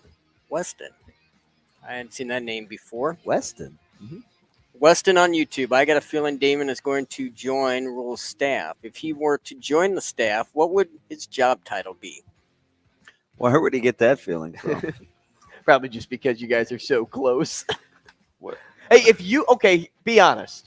Micah graduates. Caleb's graduated. Like, he's doing his thing on Sundays. And you are like, I kind of want to, like, maybe get into coaching at Nebraska. Would you? So if that would Rhule be asked? that would be 4 years. Right. Like, if Rhule asked, would you do it? Like, if the right job was there. So now answer the question with the right job if that was presented to you. I don't know if I would want to be an on the field guy. Would you be like director of player personnel? I would like or to player do, development I or would, something like I that? would do something in the player. Would you be development. CJ? Something in the player development or a liaison, like high school. Something about talent acquisition. Okay. I would do that. Or maybe like a glorified scout. Yeah, or just like chop it up with the young guys, like a liaison type. I could see you being a player development coach. Yeah, that'd be all right.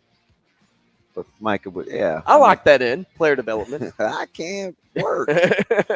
I can't do anything. I mean, I don't know if I'm chomping at the bit for 70-hour work weeks, but if most people are out of the house, I'm cool. You know what I mean? I'm just curious if you'd ever leave West Side to go coach at Nebraska, if it were asked. If the right job were there. Probably. Player development. Coach Rhule. I know he listens. Probably. He's taking notes. He's in it for the long term. This isn't anything it hasn't hasn't already come up. We're good. Next question. That's right. You know what I Thank can't, you, Weston. You know what I can't do? What? Drink? I can't stop drinking. Question number 2. Michael in Lincoln, if you were a Nebraska football player today, what would be your favorite sport in the new facility? The favorite spot? I'm going to like those hydro tank things. I would take the nap pod. I'm not a. Are you going to like watch me? Are you going to watch me sleep? Well, no, it's like watching you sleep. They'll walk by and be like, "Oh, whose feet are dangling there? Oh, those are DBs. All right." I go to. So I know where he's at. I don't know. You seem like a car wash guy. They hit the. The pool's pretty sick too. Yeah, or the wet sauna. That's a nice. That's one. yeah. That's 100% where I'd be. I'm in the wet sauna. I think I'm staying on the nap pod though. Yeah, no one's bothering me. I can close off life. Sleep is grossly overrated. Not when you got as much as I did last night, which was 3 hours. I felt like DB. Ooh, you know what I watched last night? The Guardian while I was doing some prep, and with I got Costner. Yeah, with I've never seen Kutcher and Costner. Yeah, great somebody. movie. He's a coast. What is it? United States Coast Guard. Okay. I'm a United States Coast Guard. I'm here to help you. I've never seen it. All right. I hear that's really a great movie. It is a good film. Yeah, I mean, I'd probably pass on it, but I don't know. What do I know though? I mean, Question number 3. I hear the movie's awesome, but I'm never gonna watch it. That's exactly what he just said. Thomas in Omaha. So my family in Colorado always gives me the ish for calling the sellout streak legitimate. I'm assuming he means like cuss word ish. Always gives me ish. Maybe this gives him the heebie-jeebies. Maybe. All right, Shane, keep reading. I need some ammunition at Thanksgiving this year after hearing Nebraska will continue the streak through 2023. Thoughts? Ask him how many games Colorado won last year. The streak talk doesn't really bother me. But it bothers people outside is what he's saying. I get it. So what advice would you give him to tell his family to basically F off? I kind of would think that. I definitely wouldn't say it, but I'll be like, what do you guys have going for you? I'd be like, you do you. You know what I mean? Like, oh, you take the high road? Yeah, like if my mom was like, man, Damon, blah, blah, blah, blah, blah, the sellout streak, and I'd be like, Mom, get over it. Like, I don't want to hear it. I wouldn't say it like that, but my delivery would be one that it would not be inviting to talk about. See, I would try to find some type of snarky response. Poke at them. Where does it hurt the most? I probably would. What's their team? Is their team Colorado? If so, ask them about last season. Ask them about their projection this season of 3 wins. Like, what's your over-under? 2.5? Dude, they're going to win more than 3 games. 3.5? Aren't they? I don't know.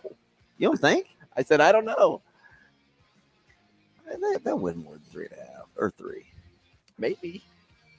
It's because we think they won't. They will. But I'm more trusting Vegas here.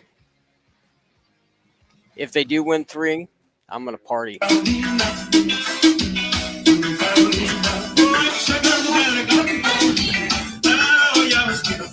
That dude did look like you. I need to send my buddies that TikTok. They can't see the little dude dance. He was smoked, though. All right, Shane. Question number 4. If Messi wins an MLS Cup with Miami in his first year, does that guarantee him the number 1 soccer player of all time? What a dramatic pause, dude. Can he read? It was loud in my headphones. I had to adjust volumes there. I was still doing the Macarena. Oh, the headphones. The Macarena. Like M-O-C-K?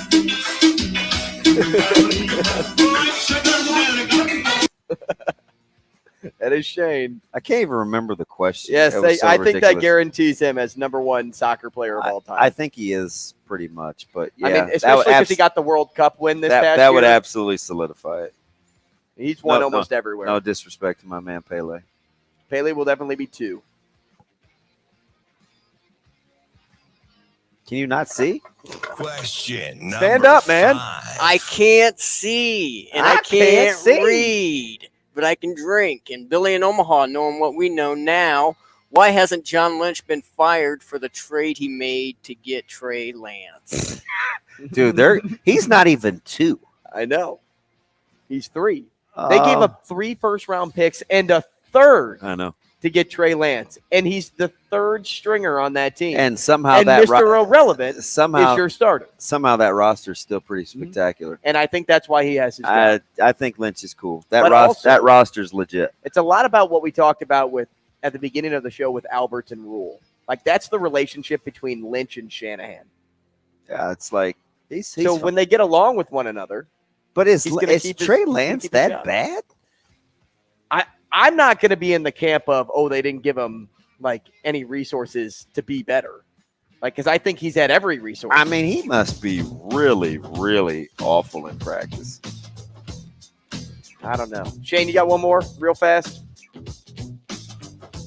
Would you rather have $1,000 a day or $100 every time you kiss someone? Why can't you read like that all the time? $1,000 a day or $100 every time you kiss someone? I'll take the kiss. Oh, give me the 1,000. But I'd get past 1,000. You're not. Dude, I kiss my dog probably 10 times a day. Yeah, well, we're different. I know you kiss Big. I know you kiss that guy. Hey, give me the 1,000. You get way past that I take number the shirt your thing. dog. I don't want it dependent on my mood. All right. We're talking to Jason Cole when we come back. We will be back in 4 minutes.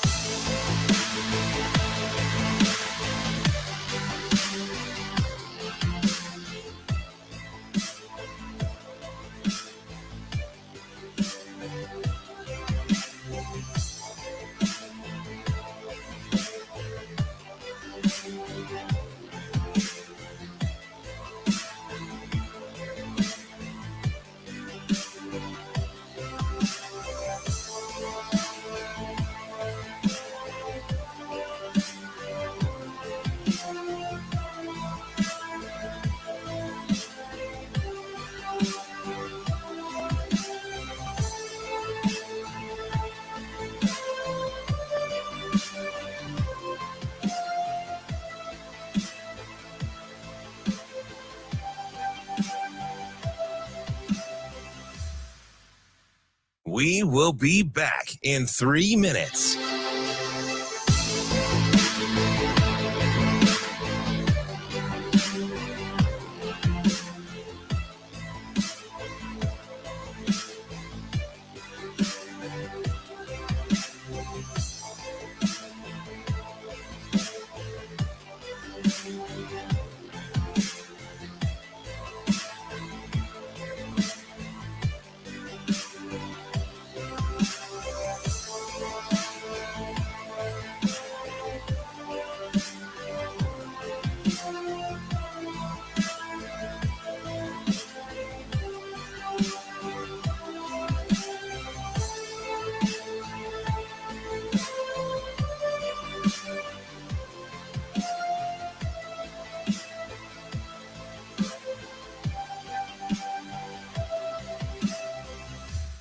We will be back in 2 minutes.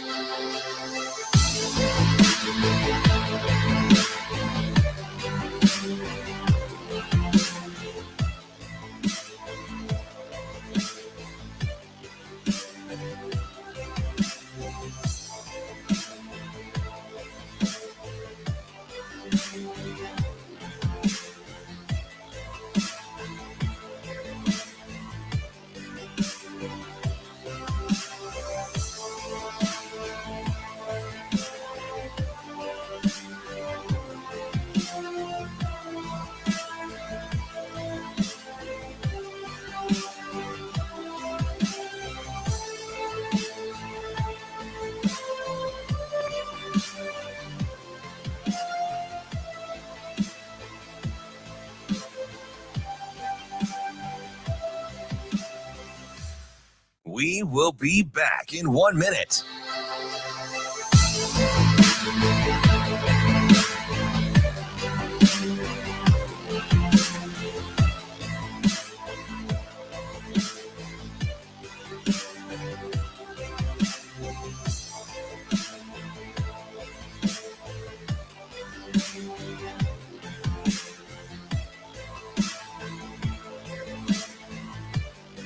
We will be back in 30 seconds.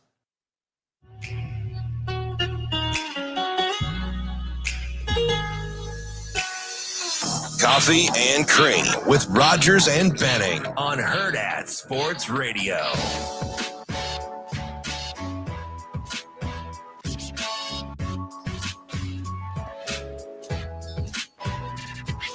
All right, welcome back as we wind this thing down on a Thursday. Happy to be back with you, Coffee and Cream on ESPN 590. We are live on Twitter, live on YouTube, the Hurrdat Sports YouTube page, and we're live from the H&H Chevrolet stage at Hurrdat Sports Bar and Grill. Damon Benning, Andrew Rogers, Jason Cole joining us now to talk a little NFL. It's been eating at DB because he hasn't been able to talk NFL lately, and now here's your chance. Good morning, Jason. Good morning. What's going on, guys? Jason, I'm just trying to parse. So apparently, and you'd know, right? John Lynch has had such goodwill with acquiring such a complete roster that we're just going to overlook the deal that he made to get Trey Lance. Like, is that kind of how this game works? No, I mean, he's going to get blamed for it. I mean, it's not just Lynch. That was Kyle Shanahan more than Lynch, okay? And they've made mistakes before. You know, there was the Trubisky draft where they dropped back and took Solomon Thomas and the linebacker who worked his way out of the league fairly quickly. That was a bad draft too. I mean, they've had their moments, but they have a Super Bowl ready roster. If that it's amazing. That roster is arguably it's top 3 most complete in the league. Yeah, and they should get credit as much as you want to rip them. And look, it's fair to rip them for Trey Lance. They picked Brock Purdy. He's pretty good. so, you know, like, I get it. But I hear these things from people, and I also say, okay, he wasn't perfect. Let me tell you a little story. Al Davis is in the Hall of Fame. Al Davis is one of the greatest football men in the history of sports, right? Mm-hmm. You know, any sport, but particularly football. let me tell you the 3 quarterbacks he took with first-round picks. Okay, let me tell you. One of them is Mark Wilson out of BYU. He's the best of the 3. He's the best of the 3 by far. Shane remembers that. Jason, our producer is. Yeah, let me go to number 2. All right, let me hear it. Number 2, the second best one, was Todd Marinovich. Right there.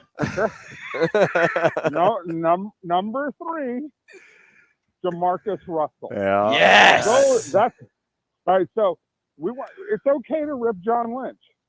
Everybody screws up quarterback. Yeah. Everybody's bad at it. I mean, the only 2 men I know in the history of this league who you could say have impeccable records at picking quarterbacks are Ernie Accorsi, who took Eli Manning and took John Elway with the number 1 overall pick, right? When he was in Baltimore. He declared it. He's the one who stood at the stage and said, we're taking John Elway. He never played for Ernie Accorsi, but he took him, right? And Andy Reid. Andy Reid takes quarterbacks and maxes out every single one of them, whether he takes them in the first round, like Donovan McNabb, picks them up as, free agents off the street like Michael Vick, or takes a guy like A.J. Feely toward the end of the draft. And all of those guys get to the maximum amount of potential they've ever had playing for Andy Reid. It is an amazing history. And, of course, includes Patrick Mahomes now. On the other hand, Al Davis, he passed on Terry Bradshaw. Jason, I was just going to say, you're going to get our producer fired up, man. He's a total Raiders fan. And he passed on Tom Brady. Go ahead, Ed. Well, everybody passed on Brady. Yeah, everybody did. Yeah, even the Rams right before him. And they did it multiple times. That's the beauty of Tom Brady. But yeah, I just look at Al Davis and I go, he forgot more football than 99.9% of us. Before he died, he forgot more about football than most of us have ever learned. He was terrible at picking quarterbacks. Couldn't do it. Jason, as we kind of go throughout the news, not only is Trey Lance in the news, but Jonathan Taylor has been circling for a little while now. And not a question just based on where he's going to end up, but just kind of like from league perspective as a whole, are we eventually going to see, or at least start seeing, Sunday talents at like the high school level or even somewhere around that age group avoid playing running back in their youth years for how they're being treated in the NFL right now? Yeah. There's going to be kids who say, I want to play a lot. And it used to be that if you wanted to play a lot, you played running back because you touched the ball the most. Mm-hmm. But a lot of them are going to sit there and go, that's not worth it. These guys keep having problems getting paid. I want, part of this is I want to play ball, and you better be passionate about it, but you better love what you do. And if you love to play running back, you should do it. But part of this is going to be, no, man, I want to also play for a long time and make some money. And so I want to last. I don't want to just be put through a grinder. Or they may say, I'm going to wait, I'm going to wait and not play as much running back early on. I'll switch there later in career. And B, I'm leaving college absolutely right away. As soon as my eligibility is up, I'm out because I've got to get that contract as soon as possible, and I got to get motored toward free agency in any way I possibly can. I'm going to save all of those carries or bullets, however you want to put it. I'm going to save all of those for my pro career. Now you have to get a pro career, which is not an easy thing, but yeah, I think you'll get guys thinking that way. Jason, more of a regression candidate, and maybe the Burrow situation clouds the answer, but assuming Burrow comes back healthy at some point, right? Week 3, week 4, week 5, whenever. Who's more of a likely regression candidate, the Bills or the Bengals? Well, you always worry about the Bengals because they're the Bengals. Right. Like, there's a reason that they're this bad for forever, right? They screw it up all the time. And as I have said, the hardest thing to overcome in sports is a bad owner. Well, they're poorly managed. Okay, now they happen to have collected a lot of talent right now, and most importantly, Burrow is that talent. And Burrow, I think, is as consistent as it gets. The flip side is when you talk about Buffalo, I think their talent, they're more loaded than Cincinnati. It's close, but they're more loaded. The problem you have for them is, which Josh Allen do you get? The one who is, nuke lelouch and throwing the ball all over the yard and, throwing to the other team a lot, which he started to do again last year. And on top of that, hasn't learned that running a lot is a bad idea for a quarterback. It's just, I think he has 4 seasons with 100 carries. It might be 5. Like, there's only 2 other quarterbacks in the history of the league who have that kind of carry rate. One of them is Lamar Jackson, who's been fighting injuries the last 2 years. The other one is Cam Newton, who I think had 9 seasons with 100 carries. And guess what happened to Cam Newton? He had a really short career. Yeah, broke down. Compared to what most quarterbacks do, and compared to a man who, Cam Newton's a man. He's a big dude. Yeah, he's a big dude. He's a big dude, right? He should have been one of those guys who played for 15 years standing in the pocket and guys just bounce off of him, right? Like, that just should have happened. Instead, he was trying to bounce off of them, and it just doesn't work.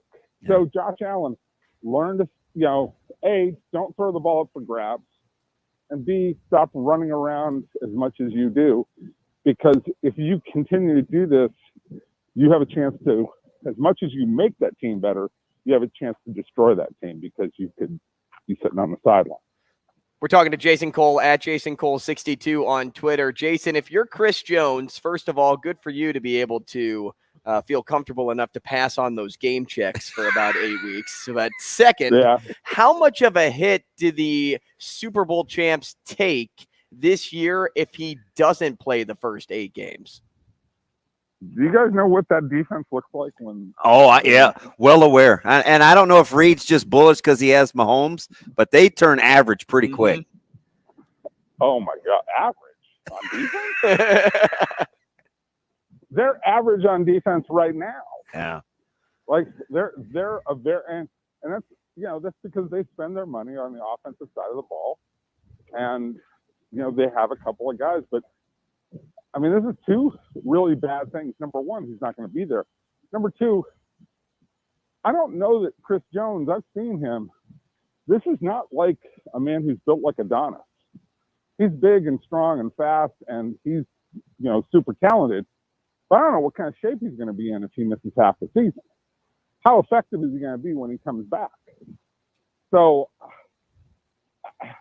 I remember this story about Andy Reid. And I'm sort of tempted to text him this and get in his ear, but I don't want to tick him off right now. Oh, I thought you were going to tell us what you were going to text. So I've only got a minute here, Jason, but I got to ask if you're penciling in wins, is it death taxes and McCarthy getting another double-digit win in Dallas? Because I kind of like them, even though everybody's fawning over Philadelphia again in that roster. Well, Philadelphia is a better team, and I like their quarterback better. I mean, look, Dallas is going to be fine, and Dak's going to be okay. He's just, he's going to screw it up in critical situations. He's going to throw some interceptions on 3rd downs or miss passes on 3rd downs when they get into high leverage situations, like he did. It's just every playoff game they've ever been in. But I think McCarthy's a good, solid coach. They have a good roster. They should be in the playoff hunt. They're not as good as Philadelphia. And let me finish the Andy Reid thing. And that is, after the whole TO thing, he said, "Man, we should have just paid him. Just pay the guy." Interesting. Jason Cole, we appreciate the time this morning. You never miss, Jason. Never miss. I try. I try to hit him out. Have a great day, man. Later. That's Jason Cole. Jason Cole. He can be really, really tough. Man. But he's good, man. Now I'm sitting here and I'm like, is this Michael Bruntz in the NFL? Or? Shane, next time we get him, we're getting him for a bigger block because he likes to expound. And I got like 7 more things I asked him, 2 things? Unless you get me another NFL guy tomorrow, Shane. We're pretty jammed heavy, or we're pretty jam-packed, I should say. Oh, we start with our coach's corner.